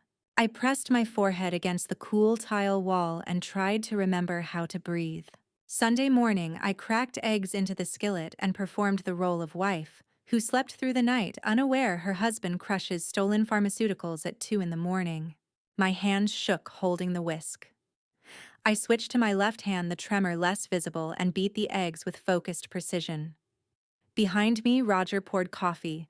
The rich smell filled the kitchen, familiar and poisonous all at once. 5 hours ago, I'd watched him grind zolpidem into powder. Now he was asking if I wanted cream. "You look tired," Roger said, setting the mug beside me. "The tea didn't help last night." I forced a yawn, added cheese to the omelet. "Oh, it did. I just had strange dreams. Your omelets always fix everything." The lie tasted like copper in my mouth. Roger settled at the kitchen table with his laptop, scrolling through emails while I plated breakfast. Mushrooms, peppers, aged cheddar, his favorite Sunday combination. I brought both plates over, sat across from him, and took a bite I couldn't taste. My throat wanted to close around the food, but I chewed. Slowly swallowed, smiled. "Perfect," I said. "You should cook more often." He reached across the table and squeezed my hand. "You're always so good to me." I squeezed back, held eye contact. Let him see the devoted wife he'd spent 34 years creating. The performance came easier than I'd expected, maybe because I'd been rehearsing it unconsciously for 3 decades. The difference was that now I knew I was acting. At 9:15, Roger's phone rang, work call, he mouthed and disappeared into his study. The moment the door closed, I set down my fork and slid to the kitchen floor. My back against the cabinet, legs pulled to my chest, breathing in counts of 4. In through the nose, out through the mouth. The yoga instructor at the community center had taught me this technique 15 years ago for managing stress. I'd thought it was helping with age-related anxiety. Now I knew the anxiety had been withdrawal between doses. 5 hours ago, I'd watched him crush pills. Now I was complimenting his cooking. I pulled out my phone and texted Saskia, "Need to meet today. Urgent." Her response came in 30 seconds: Duluth Safe House, 1400. Address following. The Airbnb was a second-floor walk-up in Duluth's Canal Park district overlooking Lake Superior. Generic coastal decor, rental furniture, nothing personal. Saskia answered the door at exactly 1400 hours, and behind her stood a man I'd never met, mid-40s, salt and pepper hair, cropped, military short, tired eyes that had seen too many operations go wrong. "Hayes Lancaster," he said, extending a hand. "DEA 15 years. I work cartel financial operations and witness protection." Saskia briefed me on your situation. I shook his hand. His grip was firm, professional, but his expression held something I hadn't seen in Saskia's face: fear. "For me." "Sit," Saskia said, gesturing to the dining table. She'd already set up a laptop, legal pad, and audio recorder. Walk us through last night. Every detail. I described the keyhole surveillance, the toilet cistern, the Ziploc bag with approximately 50 pink pills, the encrypted phone, the 8,000 in cash, the 5 pharmacy bottles, Walgreens, CVS, Rite Aid, Health Partners, Thrifty White, each with different doctors' names, all prescribing Zolpidem, the marble mortar and pestle, the methodical grinding, the honey jar, identical to the one in our kitchen. Hayes took notes in a compact field notebook, his handwriting precise. When I finished, he leaned back in his chair. The preliminary trace Simone ran, he said, looking at Saskia. 200 million across Cayman accounts. That corroborates cartel-level operation, not independent distribution. Your husband isn't just laundering money, he's embedded in their medical supply chain. The cistern contents are prosecutable, Saskia added, if we can tie them to the honey jar and the tea. But you'd need to retrieve both without him noticing. How do you smile at a man who's been grinding your death into honey for 3 decades? I can do it, I said. The words came out steadier than I felt. Next Saturday, 2 a.m. cycle. I'll document it and collect samples. Hayes shook his head. Mrs. Lockwood, you're sitting on evidence that could dismantle a regional cartel operation, and you're married to the accountant. If he suspects, you don't get a second chance. We're talking about a man who poisoned a neighbor's dog for barking at the wrong time. What do you think he'll do to a wife who knows his operation? I've been performing for 34 years without knowing it, I said. I can do 1 more week consciously. Saskia and Hayes exchanged a look, the kind partners develop after working together long enough to communicate without words. One wrong facial expression, Hayes said quietly. 1 question out of character. 1 hesitation when he pours the tea. That's all it takes. He'll accelerate the poisoning or stage an accident. You'll be dead within 24 hours. 24 hours between perfect performance and accelerated murder. The room went silent except for the sound of waves hitting the breakwater outside. Through the window, Lake Superior stretched gray and endless under March clouds. Hayes reached into an equipment case and pulled out 2 items: a burner phone, still in shrink wrap, and what looked like a black shirt button. Burner phone, he said, sliding it across the table. Use this only. Encrypted. Saskia and I are the only contacts. The button is a micro camera. Pin it to your robe, nightgown, whatever you wear, at 2 a.m. Document the entire cycle. Video evidence is admissible if we can establish chain of custody. I took both items, feeling their weight in my palm. The button was surprisingly heavy, dense with concealed electronics. Retrieval protocol, Saskia said. After you film the cycle, you need physical samples. Honey jar from the kitchen, just a teaspoon in a sealed container. 1 pill from the cistern if you can access it safely. The prescription bottles if he leaves them accessible.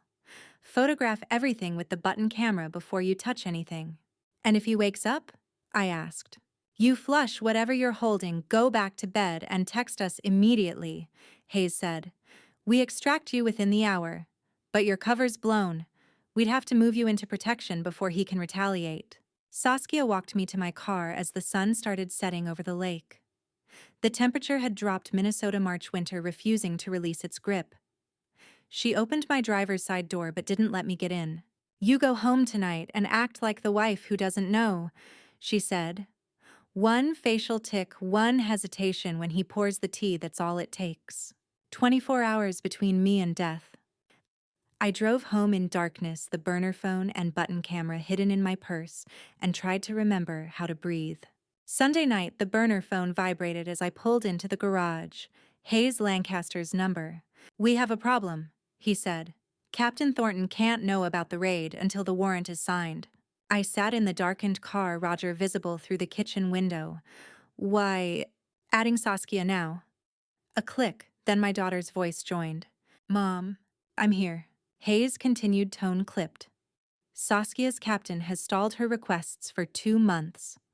I ran background. Thornton leads Operation Silver Moth, a DEA task force, targeting a cartel accountant codenamed El Contador.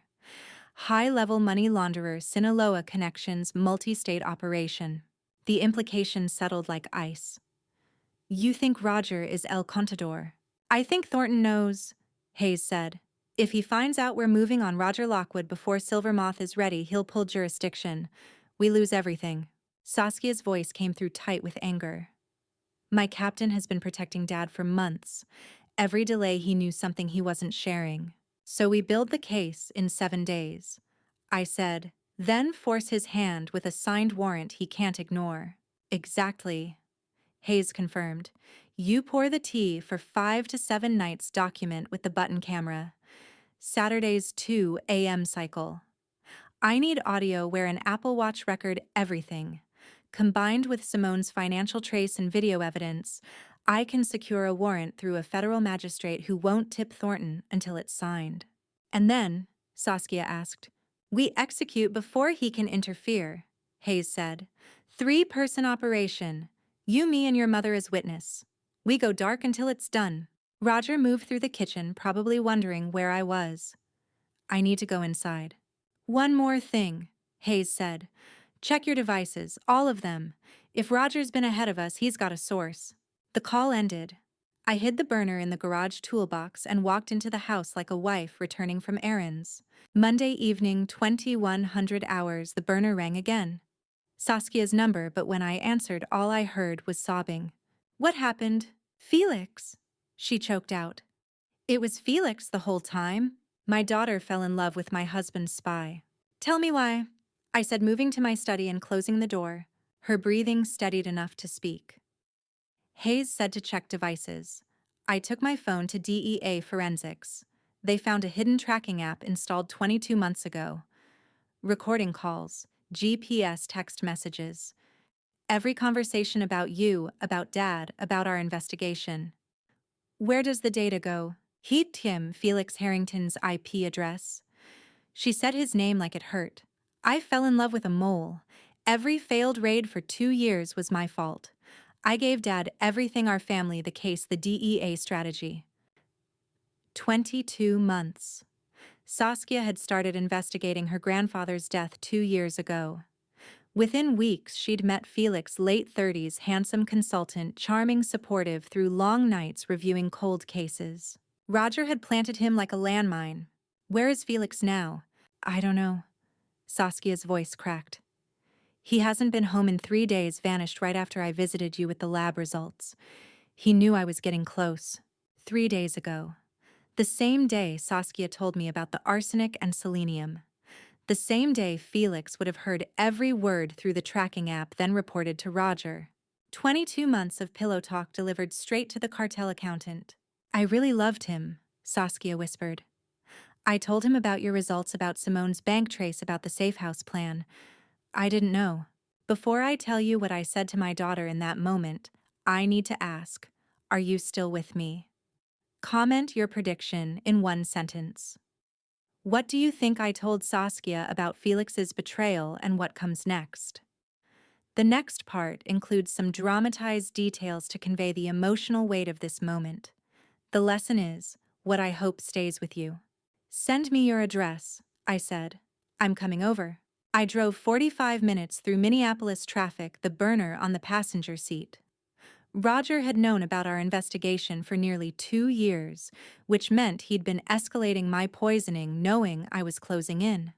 The increased fatigue over 6 months, the tremors, the memory gaps.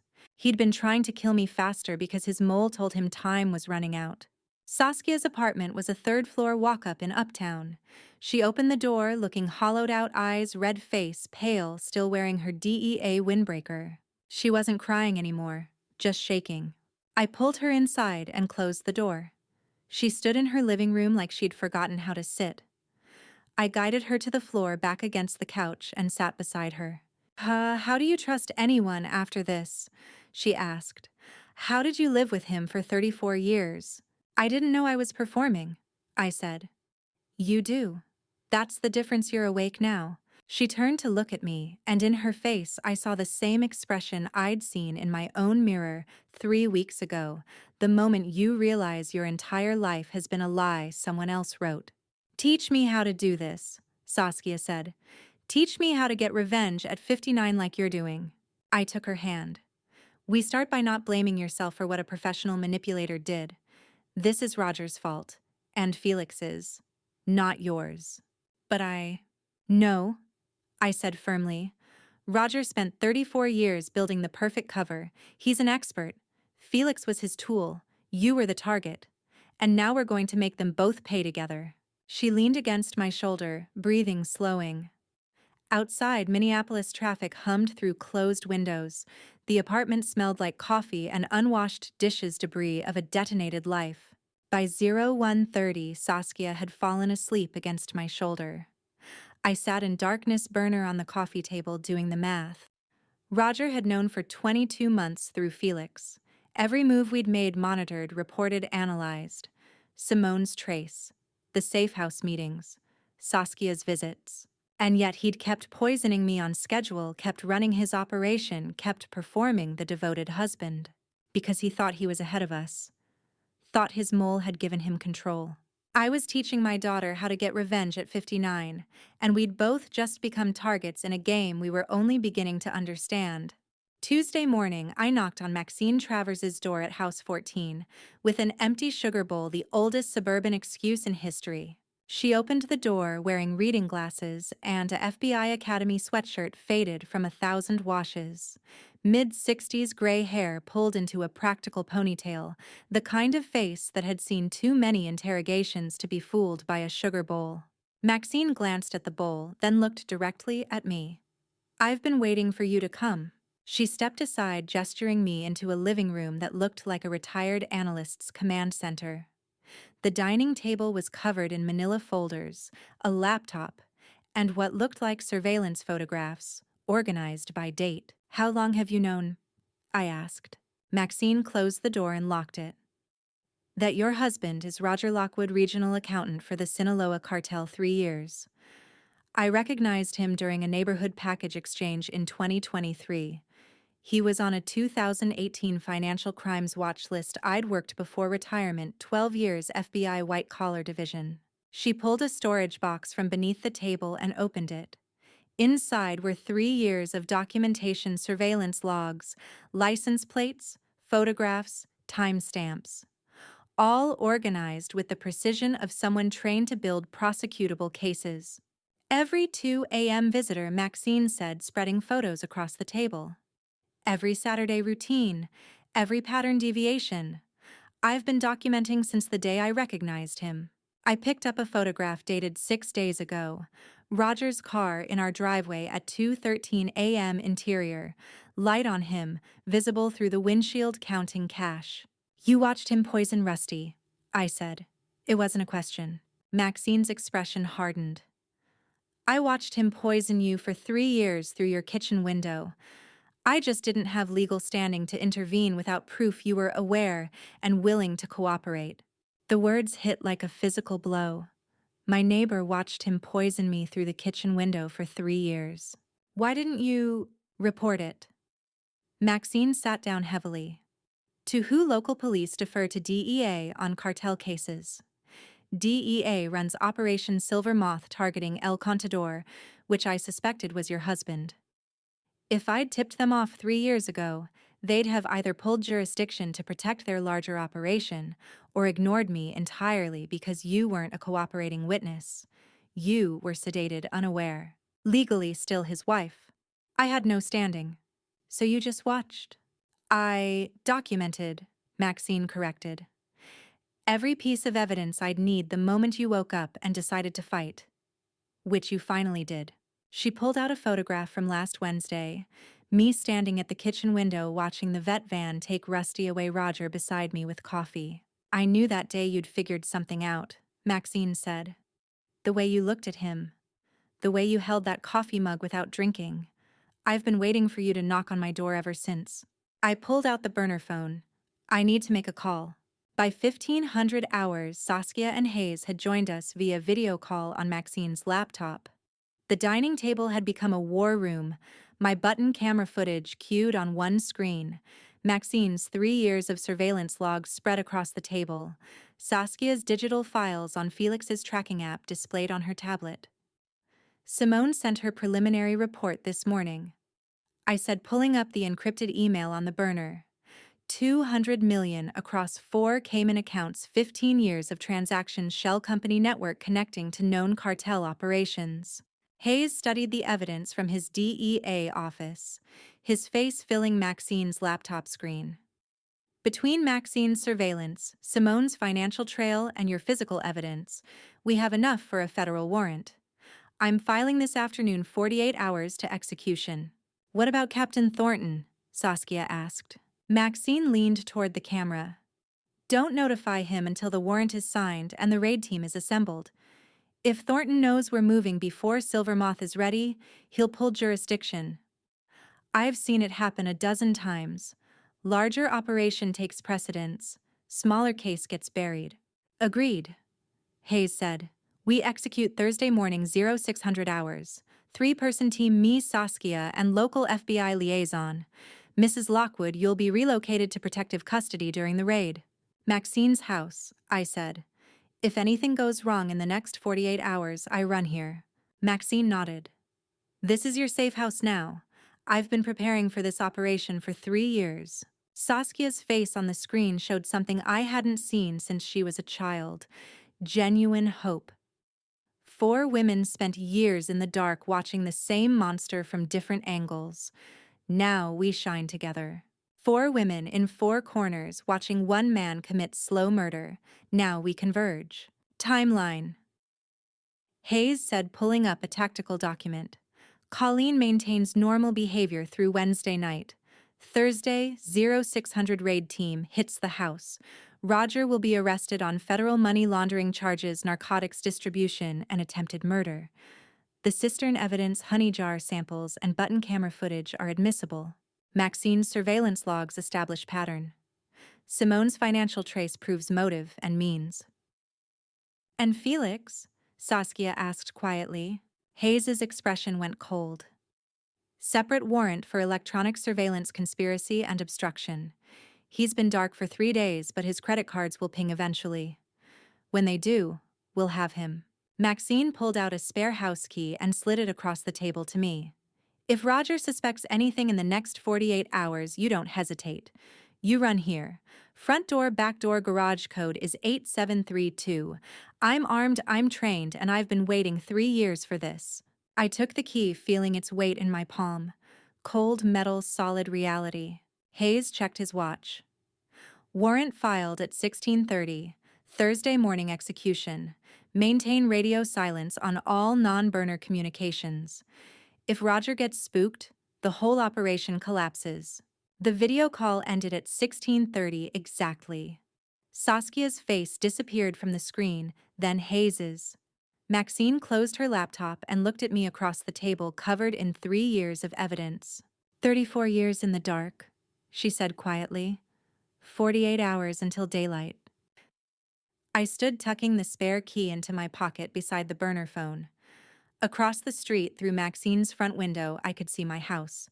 Roger's car in the driveway. Kitchen light on. 4 women, 34 years in the dark, now shining together on a 48-hour countdown. Wednesday afternoon, Maxine spread 47 photographs across her dining table like a crime scene autopsy, 3 years of my husband's life in surveillance snapshots. I stood at the edge of the table looking down at the evidence of a marriage I thought I knew. Each photo was labeled with date, time, and location coordinates.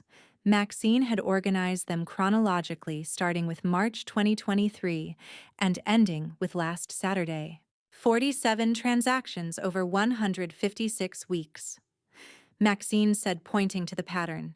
He never missed a Saturday at 2 a.m. military precision. The photographs showed Roger from angles I'd never seen, emerging from our garage at 2:17 in the morning, standing beside unfamiliar vehicles in our driveway, handing packages to shadowed figures whose faces Maxine had managed to capture with a telephoto lens. License plates. Maxine continued sliding a spreadsheet across the table. 12 different vehicles, 6 registered to shell companies, 2 in Delaware, 3 in Nevada, 1 in Wyoming, 4 registered to individuals with known cartel ties, 2 completely untraceable, probably stolen plates rotated weekly. I picked up photo number 7, Roger illuminated by our porch light, handing a manila envelope to someone in a black SUV.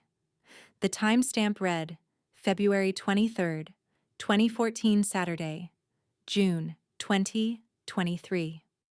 I'd been asleep upstairs, sedated by whatever he'd crushed into my tea 3 hours earlier. That's why he poisoned Rusty, I said quietly. The dog barked every Saturday, marking the exact window. He needed silence. Maxine nodded.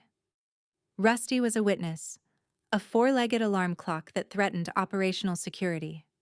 Roger eliminated him the same way he's been eliminating you methodically, with a substance that mimics natural causes. She pulled out 3 photos and arranged them side by side. 3 recurring visitors. These 2 I couldn't identify despite running facial recognition through every database I still have access to. But this one, she tapped photo number 23. I knew immediately. The man in photo 23 stood in our driveway at 2:14 a.m. March 2025. Late 60s, distinguished gray hair, wearing an expensive coat despite Minneapolis spring weather. Roger was handing him a package, both men's faces clearly visible under the porch light. Luis Ortega, Maxine said. The name hit me like cold water. Photo 23, Luis Ortega, my father's 1990 case, standing in my driveway at 2 a.m. Your father put away Ortega's Sinaloa cell in 1990. Maxine continued, pulling out an old FBI file folder yellowed with age. Federal drug trafficking case, Minneapolis District Court. Ortega himself was never prosecuted. He was the intermediary too connected to touch. But Judge Lester Kendrick's verdict dismantled the operation's regional network. 18 people went to prison. Ortega disappeared in 1991. She spread the FBI file across the table. Inside were surveillance photos from the late 80s, a younger Luis Ortega meeting with known cartel operatives, transaction logs, financial records. Your mother died in 1991, Maxine said quietly. Cardiac event according to the death certificate. No autopsy, which was normal for a 54-year-old woman with no prior heart conditions, but not unheard of. I picked up the 1991 death certificate Maxine had somehow obtained. My mother's name, Lorraine Kendrick. Cause of death, acute myocardial infarction. Signed by a doctor whose name I didn't recognize. Roger married you in 1992, Maxine continued. June 14th, Minneapolis. You met at a charity gala in February of that year, 6 months of courtship, then marriage. Fast, but not suspiciously so for 2 people in their mid-20s. I remembered that gala. Roger had seemed charming, attentive, interested in my work as a junior auditor.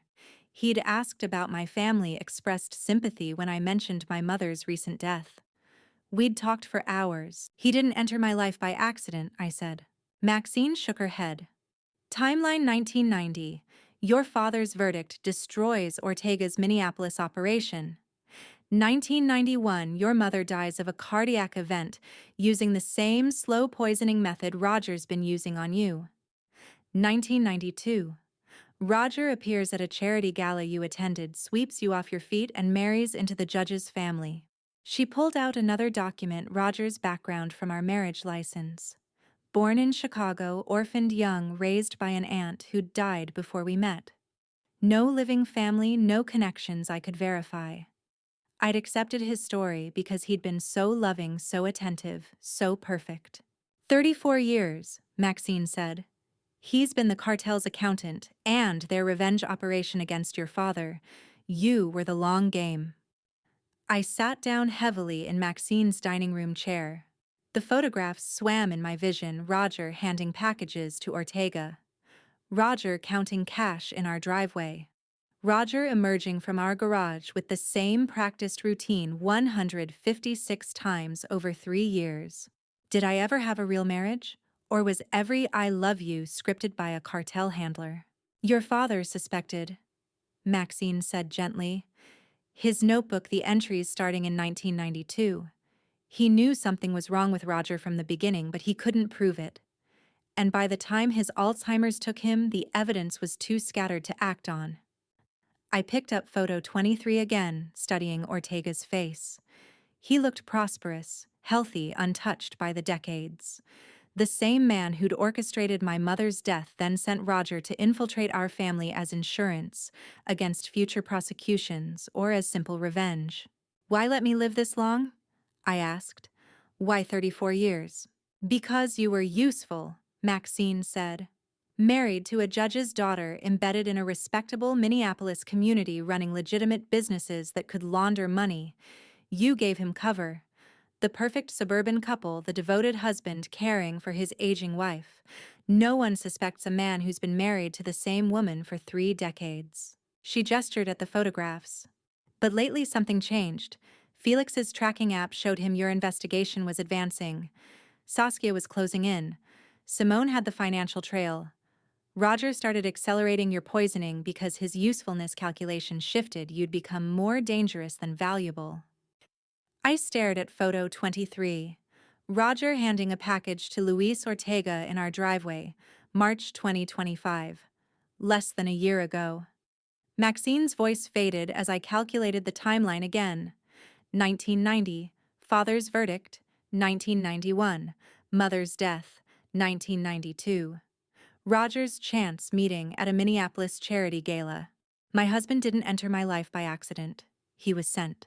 Every anniversary, every birthday, every I love you, whispered in darkness.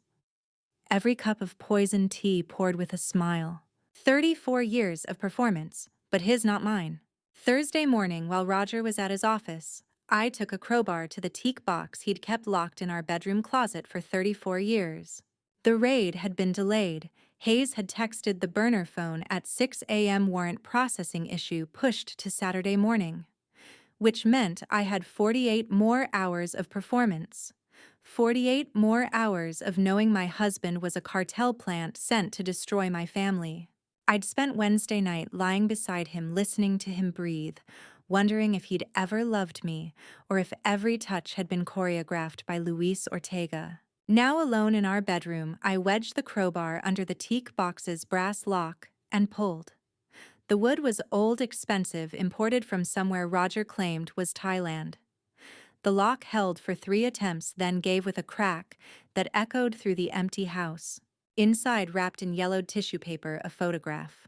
1987, judging by the Kodak date stamp on the back. Roger looked maybe 22 younger than I'd ever seen him, standing beside a thin Mexican woman with indigenous features and kind eyes. She held a newborn baby wrapped in a blue blanket. All 3 of them stood in front of a modest house, palm trees visible in the background. Roger's arm was around the woman's shoulders. His expression wasn't the one I knew, the careful, measured smile he gave me. This was genuine joy. Beneath the photo, a handwritten letter in Spanish, the ink faded but legible. I pulled out my phone and typed the words into a translation app. Mi amor, we will wait for you to return after your mission is complete. Your son will know his father when the time comes. La familia understands sacrifice. You do this for our future. Always the mother of your child. Tu misión, your mission. She knew he was being sent somewhere. She knew this was temporary. 1987. I said aloud to the empty bedroom. He had a child, a son, 5 years before he married me. Before my mother died. Before the chance meeting at the gala. I set the letter down and reached back into the box. At the bottom, wrapped in black velvet, a silver pin shaped like a butterfly wing spread. Intricate detail work, expensive craftsmanship. On the back engraved SC 1987. I'd seen this symbol before. In my father's 1990 case files, in Maxine's FBI documentation. The Sinaloa cartel's regional insignia. Roger had a whole family waiting while he poisoned mine. He poisoned me for 34 years while a son waited in Mexico for him to finish his mission. I photographed everything with the burner phone, the picture, the letter, the butterfly pin, and sent them to Saskia's encrypted number. Then, I carefully rewrapped each item in tissue paper and returned them to the box. The broken lock I left as it was. If Roger noticed, I'd tell him I'd been looking for old tax documents and the lock had given way. Let him wonder what I'd found. Let him calculate whether his carefully constructed American life was collapsing. Friday afternoon, 1500 hours, the doorbell rang. Roger was in his study on a conference call. I answered the door expecting a package delivery or neighborhood canvasser. Instead, a man stood on our porch holding a small cardboard box. Late 30s, maybe 38. Tall Roger's build, Roger's jawline. Dark hair, brown eyes, wearing jeans and a leather jacket despite the March cold. Package for... He glanced at a label that was clearly fake. H.L. Harrison. Not sure if this is the right address. He was scanning my face, looking for something. I looked back at him and saw the baby from the 1987 photograph, grown into a man who had his father's eyes. "You're her," he said quietly. "The American wife."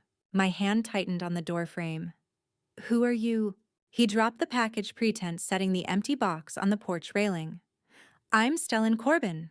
I'm the one you weren't told about." The baby from 1987 is standing on my porch demanding to see his father. "You're his son," I said, not a question. "From 1987. The photo." He gestured vaguely at the house. "I'm guessing you found it by now. The teak box." He always said he kept it locked, but locks break. How did he know about the box? How long had he been watching? "What do you want?" I asked. Stellan's expression was cold, controlled. Roger's expression when he was calculating risk. "Tell him I'll be at Starbucks Uptown tonight, 7 p.m. He'll know why." "I don't." 7 p.m., Stellan repeated. "Tell him his son came to collect what's owed." He turned and walked down the driveway before I could respond. No car visible. He must have parked around the corner.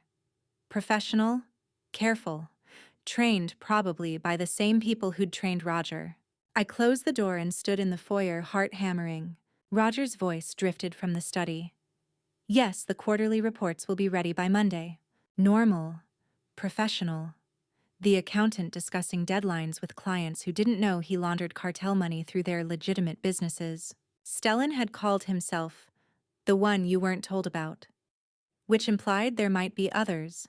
How many secret children did Roger have? How many families waiting for him to complete his mission and return home? I pulled out the burner phone and texted Saskia. "Roger's 38-year-old son just appeared at the house.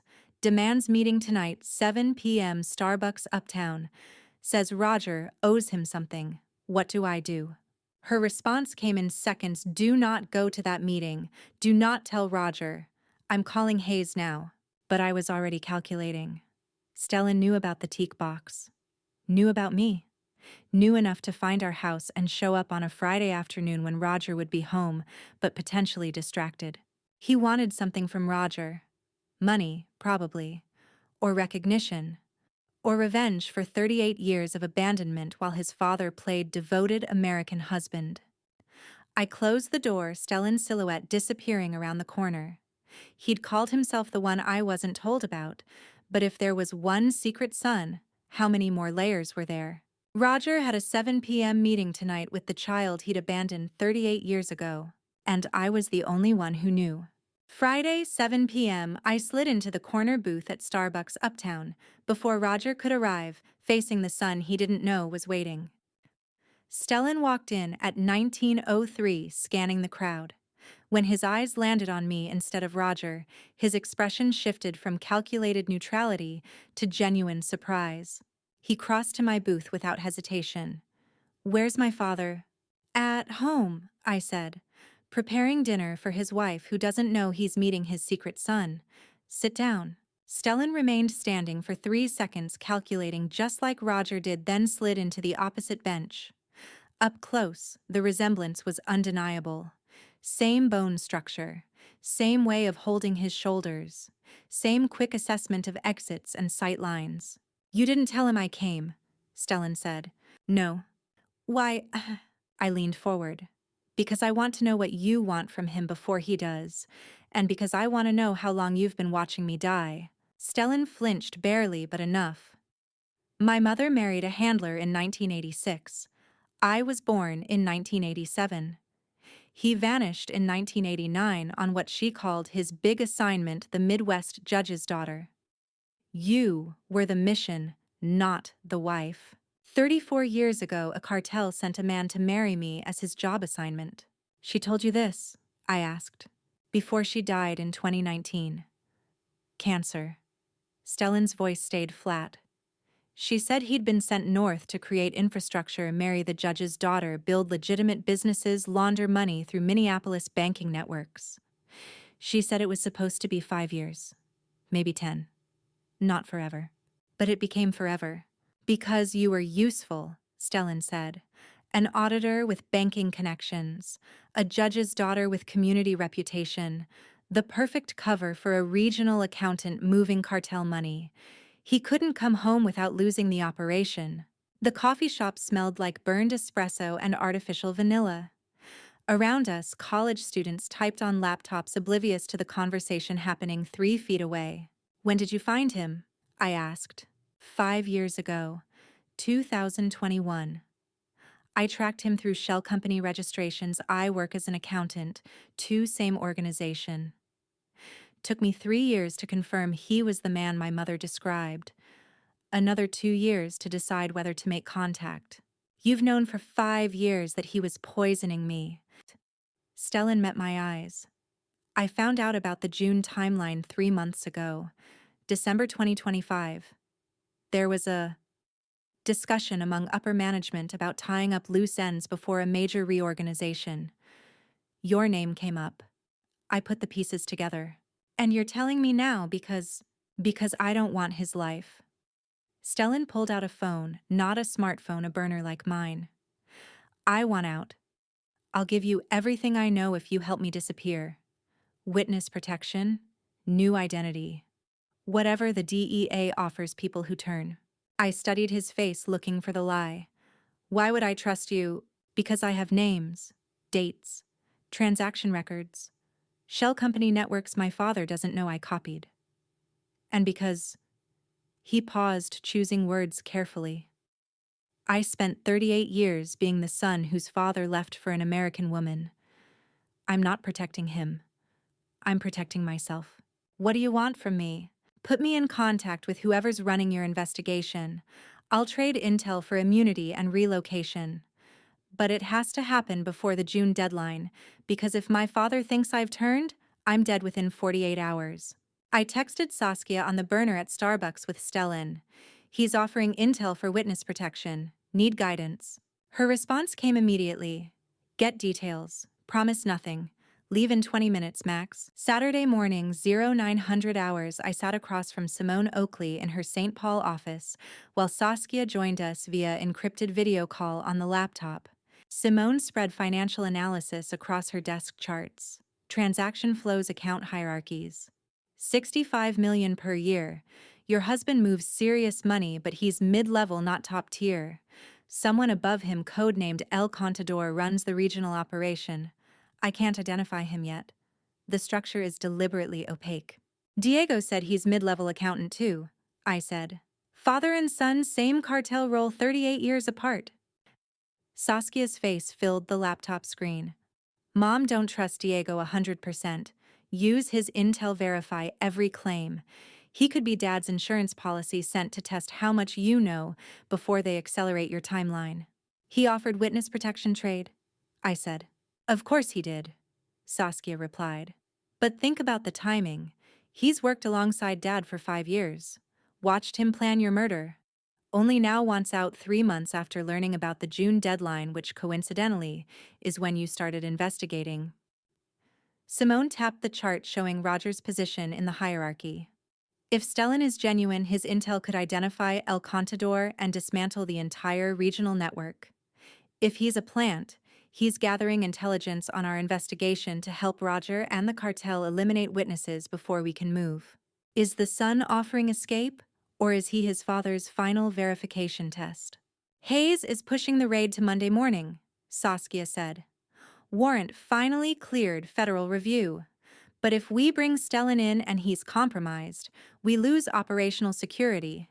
If we leave him out and he's genuine, we lose the intelligence that could take down El Contador.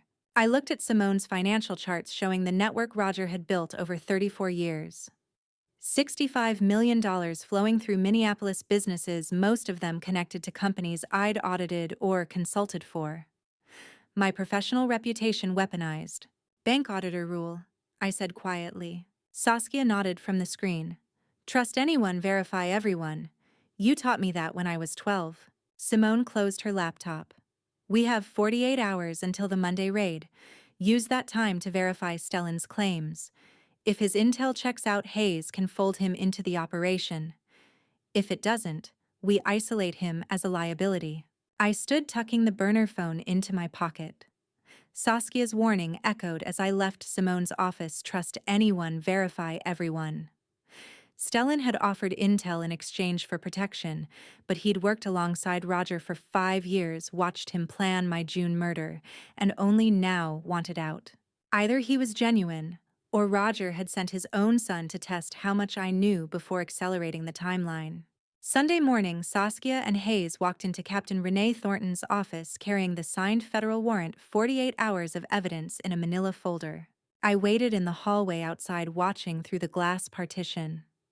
Saskia had insisted I stay out of the room, official DEA business, she'd said, but I knew the real reason. She didn't want me to hear whatever objection was coming. Captain Thornton sat behind a desk organized with military precision. Mid-50s, 20-year DEA veteran, the kind of woman who'd built her career on impossible choices. She took the warrant from Hayes and read it in silence. 20 seconds passed, then 30. She set it down without looking up. No, she said. Through the glass, I saw Saskia's posture go rigid. Captain, that's a signed federal warrant, Hayes said. We have probable cause for arrest on money laundering, narcotics distribution, and attempted murder. I'm aware. Captain Thornton slid the warrant back across her desk. And I'm denying operational authorization for this weekend. Operation Silver Moth launches in 7 days, multi-state coordinated sting targeting El Contador and the entire regional cartel network. Your subject is a mid-level node. We arrest Roger Lockwood now. El Contador vanishes. And 47 overdose deaths last month becomes 500 dead next year. Saskia leaned forward. My mother has a June cardiac event scheduled by her husband. 10 more days could kill her. Captain Thornton's expression didn't change. I understand. But Operation Silver Moth represents 14 months of preparation across 6 states. We've identified distribution networks, financial pipelines, and command structure. If we move on one accountant before the operation executes, the entire organization scatters. 47 people died of fentanyl overdoses in Minneapolis alone last month. Silver Moth is projected to prevent 500 deaths by dismantling the supply chain. 1 life versus 500, Hayes said quietly. Exactly. Captain Thornton stood. I'm sorry, Agent Drummond. Raid postponed until Silver Moth concludes. Minimum 10 days. That's final. 1 life versus 500, I'm the acceptable casualty in a federal calculus. Saskia walked out of the office, saw me in the hallway, and her face said everything. Hayes followed, carrying the rejected warrant. She's protecting the larger operation, Hayes said. From her perspective, it's the right call. From her perspective, my mother is expendable, Saskia replied. I drove home in silence, the burner phone heavy in my pocket. 10 more days of tea rituals. 10 more nights lying beside a man who'd been assigned to marry me as a job requirement. 10 more mornings pretending I didn't know he was planning my June murder. Sunday night, 2,300 hours, I couldn't stay in that house. I drove to Whispering Pines nursing home, showed my ID to the night staff, and took the elevator to the 3rd floor. Room 217, my father's room. Lester Kendrick lay in the adjustable bed, breathing shallow but steady. 86 years old, Alzheimer's having stolen everything but muscle memory and fragments. The night nurse said he'd been sleeping most of the day. I sat in the visitor's chair and pulled out his notebook, the one Saskia had retrieved from his belongings after he'd died 3 months ago, the one I'd been carrying like evidence since this began. I read it cover to cover. Every entry. Every suspicious observation about Roger from 1992 to 2005. The financial inconsistencies, the pattern of late-night absences, the too perfect cover story about orphan childhood and dead relatives. The final entry was dated March 2005, written in my father's careful judge's handwriting before the tremors had started. Lockwood marriage. June 1992, 18 months after Ortega/Sinaloa sentencing verdict. November 1990. Daughter met him at Minneapolis Public Library charity event February 1992. Too convenient, too fast. Relationship accelerated engagement. April marriage June. Watched 15 years now. Financial pattern confirms shell companies' overseas accounts. Transaction timing matches cartel money laundering cycles documented in 1988 to 1990 investigation. He was sent.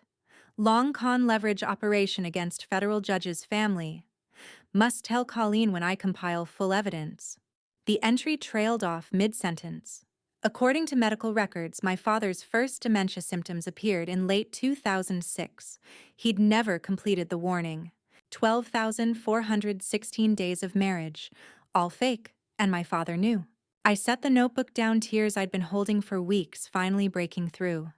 My father had spent 15 years watching Roger poison his daughter, collecting evidence, trying to build a case strong enough to make me believe the impossible, that my husband was a cartel operative assigned to infiltrate our family. And then Alzheimer's had stolen his mind before he could finish. You knew, I whispered to the sleeping figure in the bed. For 15 years you watched him destroy me, and you couldn't stop it. My father's eyes opened, clouded with age, unfocused but aware. His hand moved toward mine, gripping with surprising strength. Colleen, he whispered. The first time he'd said my name in months. Be careful of him. His eyes drifted closed again, hand going slack. The moment of clarity passed as quickly as it had come. I held his hand in the darkness, reading the notebook entry over and over. June 1992. 18 months after the sentencing. Library charity event. I remembered that night so clearly. Roger had seemed charming, interested, genuine. We'd talked about books, about my work as a junior auditor, about my mother's recent death. He'd asked all the right questions, shown all the right concern, made all the right moves, because he'd been briefed, trained, sent. The nursing home smelled like antiseptic and old age machines humming their monitoring rhythms. Through the window, Minneapolis spread out in streetlight patterns, the city where I'd lived my entire life, where Roger had been sent to execute a 34-year revenge operation. I closed the notebook at 0030, my father's hand still gripping mine in sleep. 12,416 days, 34 years of I love you, every anniversary, every morning, coffee, every chamomile tea ritual, all scripted by a cartel handler after my father sentenced Ortega in 1990. My father knew the entire time, and Captain Thornton just sentenced me to 10 more days of performance while Roger perfected my murder. Monday, 2 a.m. I'd been sitting beside my father's bed for 90 minutes watching him sleep while I decided whether to obey the DEA or save my own life. The nursing home was silent except for the hum of machines monitoring patients down the hall. Room 217 smelled like antiseptic and aged, the scent of institutions designed to warehouse people whose minds had left them years before their bodies did. My father's notebook lay open on my lap, the 2005 entry staring back at me. 18 months after the sentencing. Too convenient. He was sent. I started making a list in my mind the way I'd been trained as an auditor. Enumerate the losses, quantify the damage. My mother, Lorraine, 1991. Cardiac event at 54. No prior heart conditions, no autopsy. Likely Roger's proof of concept before he married into the family. Casualty 1. My father, Lester, spent 15 years investigating Roger in silence from 1992 to 2006, the stress and paranoia probably accelerating the early onset Alzheimer's that began at 72. Lost his ability to speak coherently by 2008.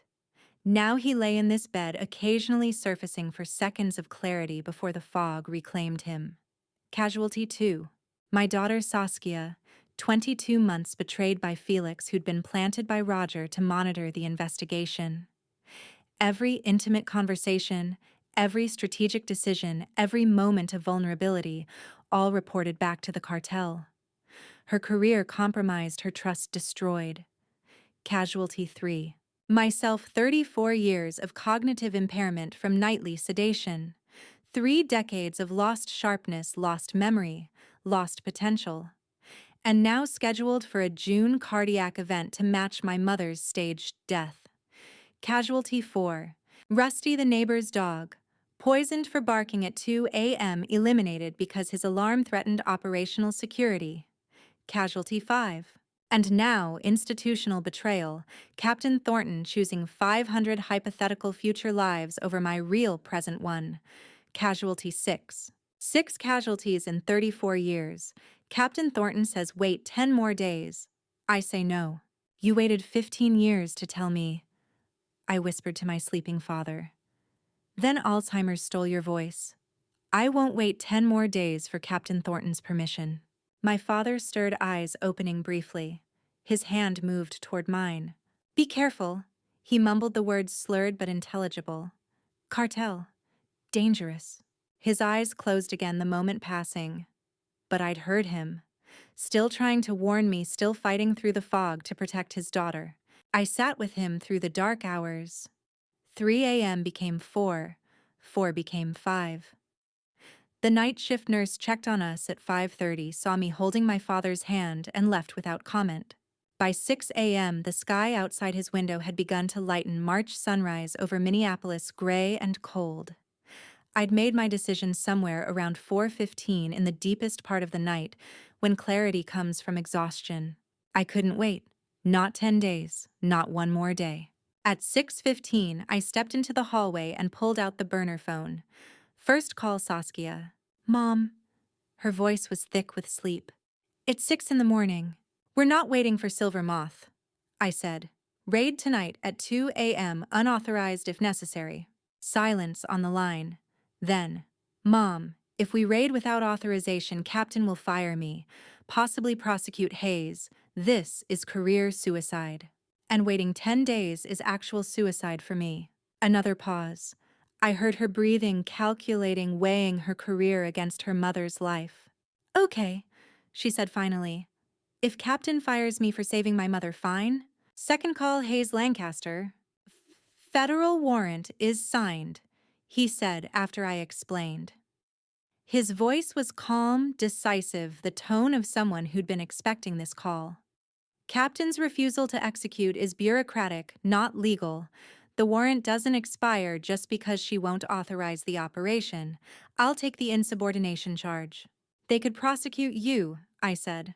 Captain Thornton chose 500 hypothetical lives over your real one. I'm choosing you. 2 a.m. tonight. I'll be there. Third call, Maxine Travers. I've been waiting for this call since Sunday, Maxine said. My FBI pension is secure. I retired with full benefits 3 years ago. If they fire the lot of you for doing the right thing, you've all got a safe house and an ally with nothing to lose. You could be charged as an accessory, I warned. I've got 3 years of surveillance evidence documenting a cartel accountant operating out of a suburban Minneapolis home. If they want to prosecute me for helping execute a signed federal warrant, let them try. 2 a.m., I'll bring my service weapon. By 7:30, the plan was set. Monday night, 2 a.m., while Roger performed his weekly ritual of crushing stolen zolpidem into honey, 4 women would breach our home with a federal warrant. Saskia risking her DEA career, Hayes risking prosecution for insubordination, Maxine risking legal liability despite retirement, and me risking everything I had left. Captain Thornton's approval optional. Tonight at 2 a.m. I raid my own husband, authorized or not. I returned to my father's room at 7:30.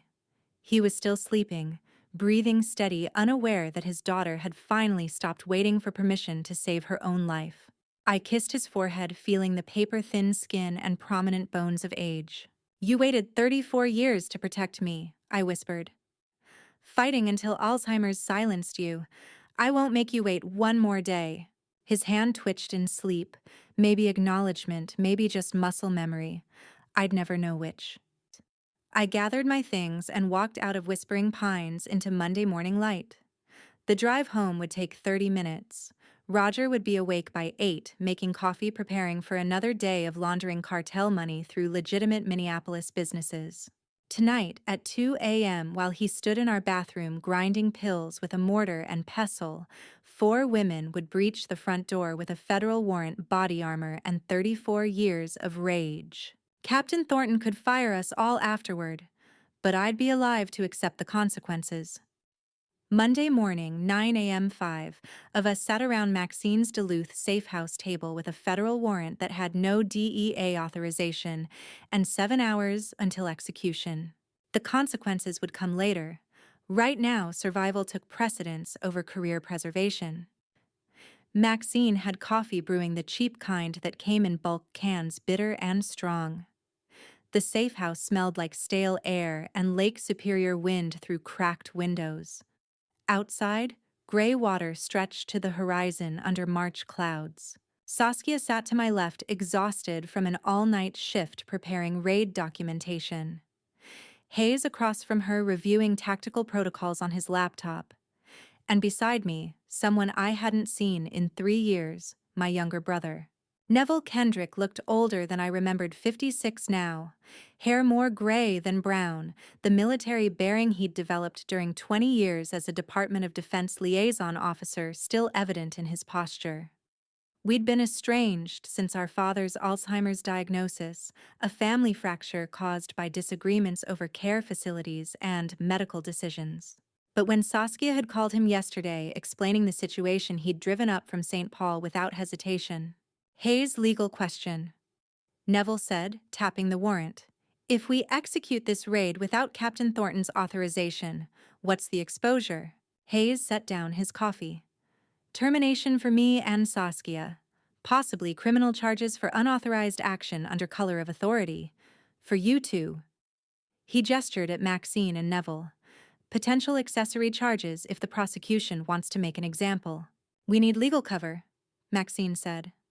Someone with authority to issue a warrant outside the DEA chain of command. She pulled out her phone and scrolled through contacts. Tom Callahan, retired U.S. Attorney, 68, mentored by your father during the 1990 Sinaloa prosecution.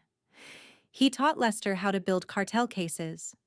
Tom maintains authority to issue emergency federal warrants for certain classifications of crime. She dialed, put it on speaker. Maxine Travers. A voice answered after 2 rings. I haven't heard from you in 5 years. This better be important. Tom, I'm sitting with Lester Kendrick's daughter. She needs an emergency federal warrant to arrest her husband, Sinaloa cartel accountant, 34 years of money laundering, and he's planning to kill her in 3 months. Silence on the line. Then, Lester's daughter. The auditor he used to talk about. That's her, Maxine confirmed. Your father taught me everything about cartel prosecution in 1990. Tom said, his voice shifting to the tone of someone stepping back into old habits. If his daughter needs an emergency warrant to save her life, consider it done. Send me the probable cause documentation. I'll have it signed by 1500 hours today. My father's colleague from 1990 is signing a warrant to raid the man my father suspected for 15 years. One condition. Tom continued. You're all signing consent forms acknowledging you're acting outside official channels. If this goes sideways, I need documentation that everyone understood the risks. Agreed, Hayes said. Maxine ended the call and started drafting consent forms on her laptop. Neville pulled out his own phone. I've got DOD contacts at the Canadian border crossing, he said. Duluth to Thunder Bay, about 3 hours north. If this escalates beyond a house raid, if Roger tries to run, we can coordinate federal intercept. Saskia looked at me. Mom, are you ready for this? Once we breach that door, there's no going back. Roger will know. The cartel will know. Your life changes permanently. I thought about my mother's staged cardiac event, my father's 15 years of silent investigation, Saskia's 22 months of betrayal by Felix, Rusty poisoned for barking at the wrong time. I've been ready since I poured that first cup of tea into the orchid pot, I said. By 11:30, we'd signed consent forms and sent documentation to Tom Callahan. The emergency warrant would be ready by 1500 hours. Raid confirmed for 0200. I left the safe house at 13:30, needing air, needing to think. Drove to a McDonald's parking lot near the highway and sat watching traffic. At 1400 hours, the burner phone rang. Stellan's number. "Where are you?" he asked without preamble. "Duluth." "Why?" "Father just informed me of a plan to move 2 million in fentanyl across the border tonight." 0300 hours, Duluth to Thunder Bay Crossing. I'm assigned as his driver. My hand tightened on the phone. "Why are you telling me this?"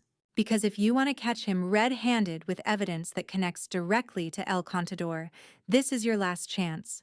Raid the house at 2 a.m. like you planned. But if we leave early for the border run, you need intercept capability." I conference called Hayes, bringing him into the conversation. "Adjusted plan," Hayes said after Stellan explained. "Team A raids the house at 0200 during Roger's bathroom ritual. Team B, me and Neville's DOD contacts positions at the border crossing for 0300 intercept. If Roger departs early, we catch him at the border with the shipment." "How do I know you're not setting us up?" I asked Stellan. "Leading us to the border while Roger disappears with the money. Is Stellan genuine, or is this a trap to scatter our forces while Roger escapes?" "Because I want out," Stellan said, voice hard. "And the only currency I have is El Contador's real name. I'll give you the complete network names, accounts, distribution channels in exchange for full immunity or maximum sentence reduction. But I need a deal in writing before I hand it over." Hayes typed rapidly on his end. "I can draft a preliminary immunity agreement, federal prosecutor approval pending, but it's a starting framework." "Raid the house at 2 a.m., Stellan repeated. "If we leave early, intercept us at the border. Either way, you get evidence. I get immunity. We both win." The call ended at 1500 hours. I sat in the McDonald's parking lot watching families go in and out, normal people living normal lives. In 11 hours, I'd be breaching my own home with a federal warrant. In 13 hours, my brother's DOD contacts would intercept a $2 million fentanyl shipment. Stellan might be betraying us, leading Team B to an empty crossing while Roger fled with the cash. But he was the only key we had to El Contador's real identity. Tonight at 2 a.m. we breach. At 3 a.m. we intercept. And by dawn, either I'm free or I'm dead. Monday night, 9 p.m. Saskia walked into Captain Thornton's office one last time, carrying Tom Callahan's emergency warrant and intel that could change everything. I waited in my car in the DEA parking lot, watching through the third-floor windows. This was Saskia's play. If Captain Thornton refused again, we'd execute anyway, but official authorization would mean the difference between a sanctioned operation and career suicide. Through the window, I saw Saskia lay documents on the captain's desk. 3 folders. 3 pieces of evidence that couldn't be ignored. My phone buzzed. Saskia's text, "She's reading. Stay on the line." 5 minutes passed. Then 10. I watched Captain Thornton's silhouette lean over the desk, reading in that methodical way senior officers had, weighing consequences, calculating political ramifications, measuring one life against 500. Finally, at 21:15, my phone rang. "She signed," Saskia said. "Raid is officially authorized. Team briefing at 2300 hours."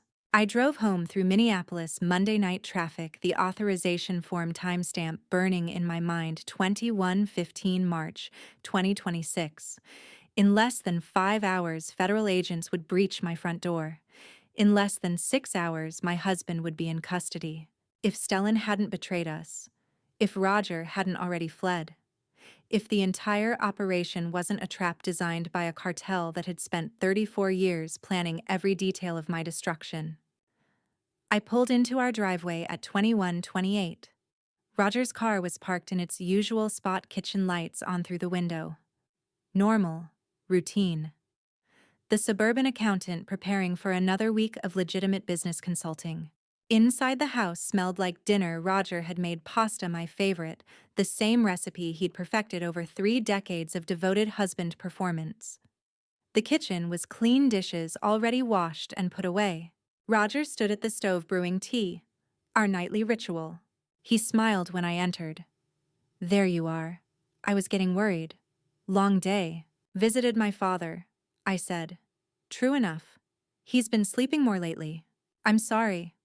Roger poured hot water over chamomile tea bags in 2 mugs, adding honey to mine, the darker, cloudier honey, from the jar he'd prepared last Saturday at 2 a.m. by crushing stolen zolpidem with a marble mortar and pestle. Alzheimer's is cruel. At least he's comfortable. He brought the darker cup to me, steam rising with that familiar floral scent. Chamomile and honey, and pharmaceutical-grade sedatives designed to keep me cognitively impaired for the rest of my shortened life. Drink up, sweetheart, Roger said. You've seemed so tired lately. This will help you sleep deeply. I took the cup and looked at him. Really looked at him for 5 seconds that felt like 34 years. The man I'd married in June 1992. The stranger sent by Luis Ortega to infiltrate a federal judge's family. The cartel accountant who'd poisoned my mother as proof of concept married me as his assignment and spent 12,416 nights grinding my death into honey.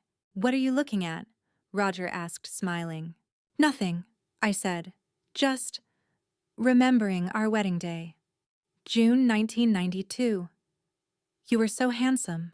The man who poisoned me for 34 years just kissed my forehead and called me beautiful.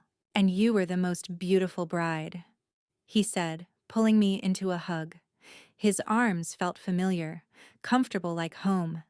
34 years of performance had made the lie feel real. Still are. I'll be in my office if you need me. Got some client calls to prep for tomorrow. He kissed my forehead and walked upstairs carrying his own lighter cup of tea. The one without sedatives. The one that wouldn't steal hours of consciousness and years of cognitive function. I stood alone in the kitchen holding cup number 12,416. The house settled into evening quiet. Upstairs, Roger's office door closed. I heard his desk chair creak, his laptop chime to life.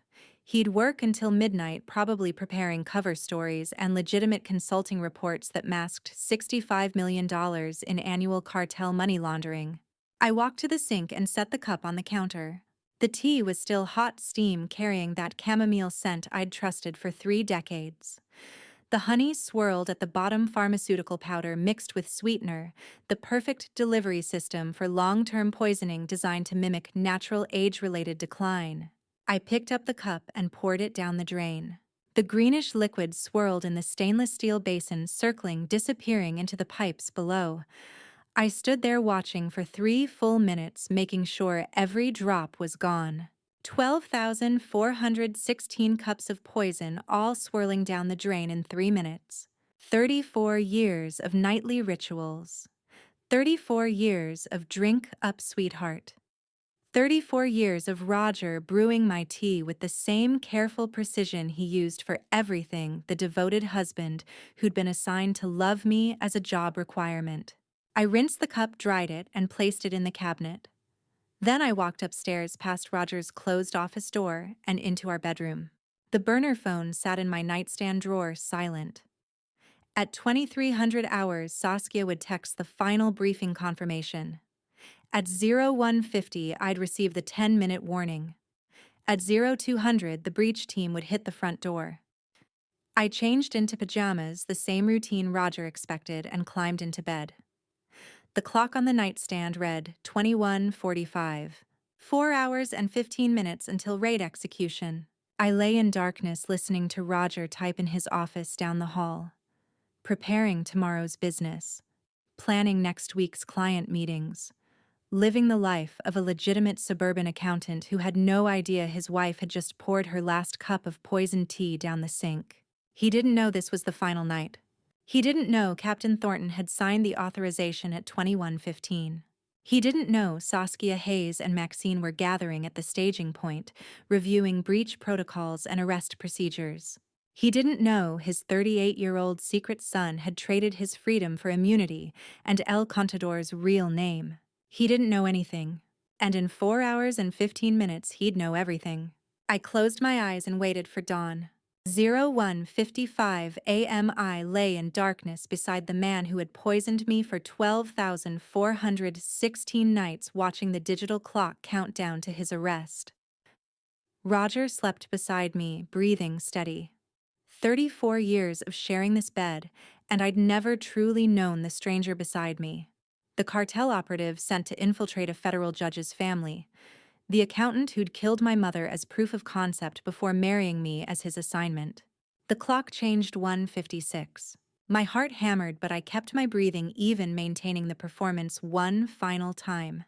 Outside, Saskia and Hayes would be positioned in the staging vehicle 3 houses down, Maxine watching from her window across the street. 8 DEA agents in tactical gear waiting for my signal. 01:58.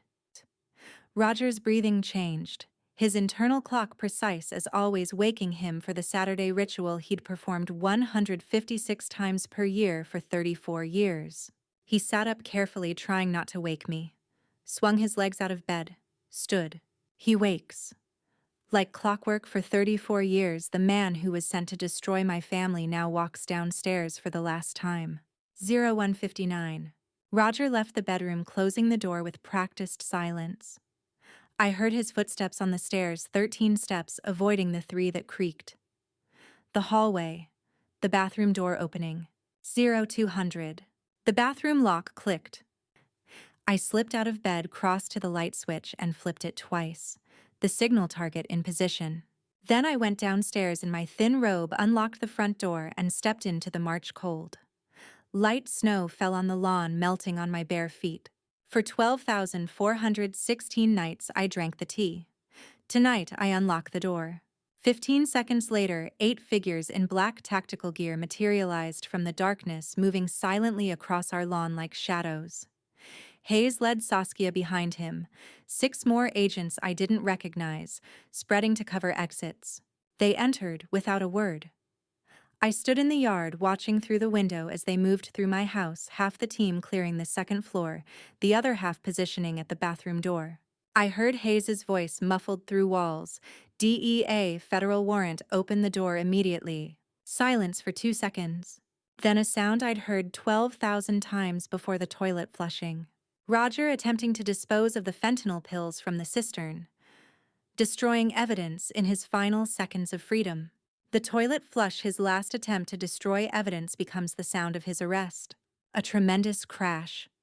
Hayes kicking the door. Glass shattering the cistern lid. Boots on tile. Chaos compressed into 8 seconds. Lockwood on the ground. Hands behind your back. I don't know what. Down now. The metallic click of handcuffs. I walked back inside, standing in my kitchen while strangers secured my husband in the bathroom, where he'd ground my death into powder every Saturday at 2 a.m. for 34 years. Hayes emerged at 2:05 holding an evidence bag containing pink pills, white powder, and bundled cash. He saw me at the kitchen table holding a glass of warm water, the first drink without sedation in decades. "Ma'am, your husband is in custody," Hayes said. "We recovered approximately 50 fentanyl pills from the toilet cistern, crushed Zolpidem powder prescription bottles from 5 pharmacies, and $8,000 in cash. Exactly where you said it would be." Through the kitchen doorway, I could see Roger in handcuffs, kneeling on the bathroom floor, 2 agents on either side. He looked toward me. Our eyes met across the hallway. For a moment, I saw calculation in his face. The cartel operative assessing whether his cover could still be salvaged, whether the devoted husband performance might work one more time. Then he looked away. "For 34 years, he chose that bathroom at 2 a.m., I said quietly. "I just finally chose to be awake to see it." 1 month later, early April 2026.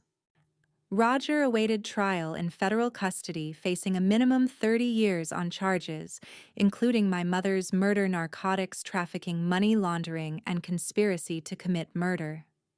His son, Stellan, had accepted a 10-year plea deal in exchange for testimony about the cartel's regional network. El Contador's real identity remained unknown.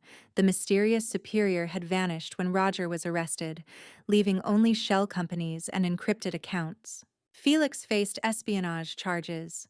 Saskia was on 3-month therapeutic leave. Maxine had received a DEA civilian commendation.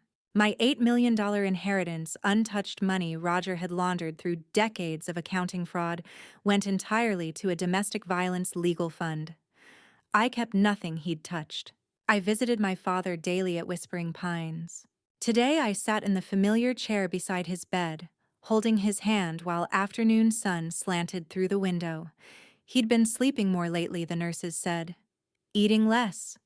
The natural decline of a man whose mind had left years before his body. But today his eyes opened, focused on my face. "Colleen," he whispered. First time he'd said my name in months. "Sweetheart, it's over now, isn't it?" I squeezed his hand. "Yes, Dad. Roger's in federal custody. He can't hurt anyone anymore. You can rest now." My father waited 15 years to protect me, then lost his mind before he could warn me. Today he died knowing I survived. He smiled faint but genuine and nodded. His eyes drifted closed. His breathing slowed, then stopped. I held his hand for 2 hours before calling the nursing staff. That evening, I drove home to the house where Roger had brewed 12,416 cups of poisoned tea. The house felt different now, emptier but cleaner, like air after a storm. I brewed chamomile tea in the kitchen. No honey, no crushed pills, no cartel handler timing my sedation, just tea water and silence. I sat at the kitchen table holding the warm cup, watching steam rise in the quiet.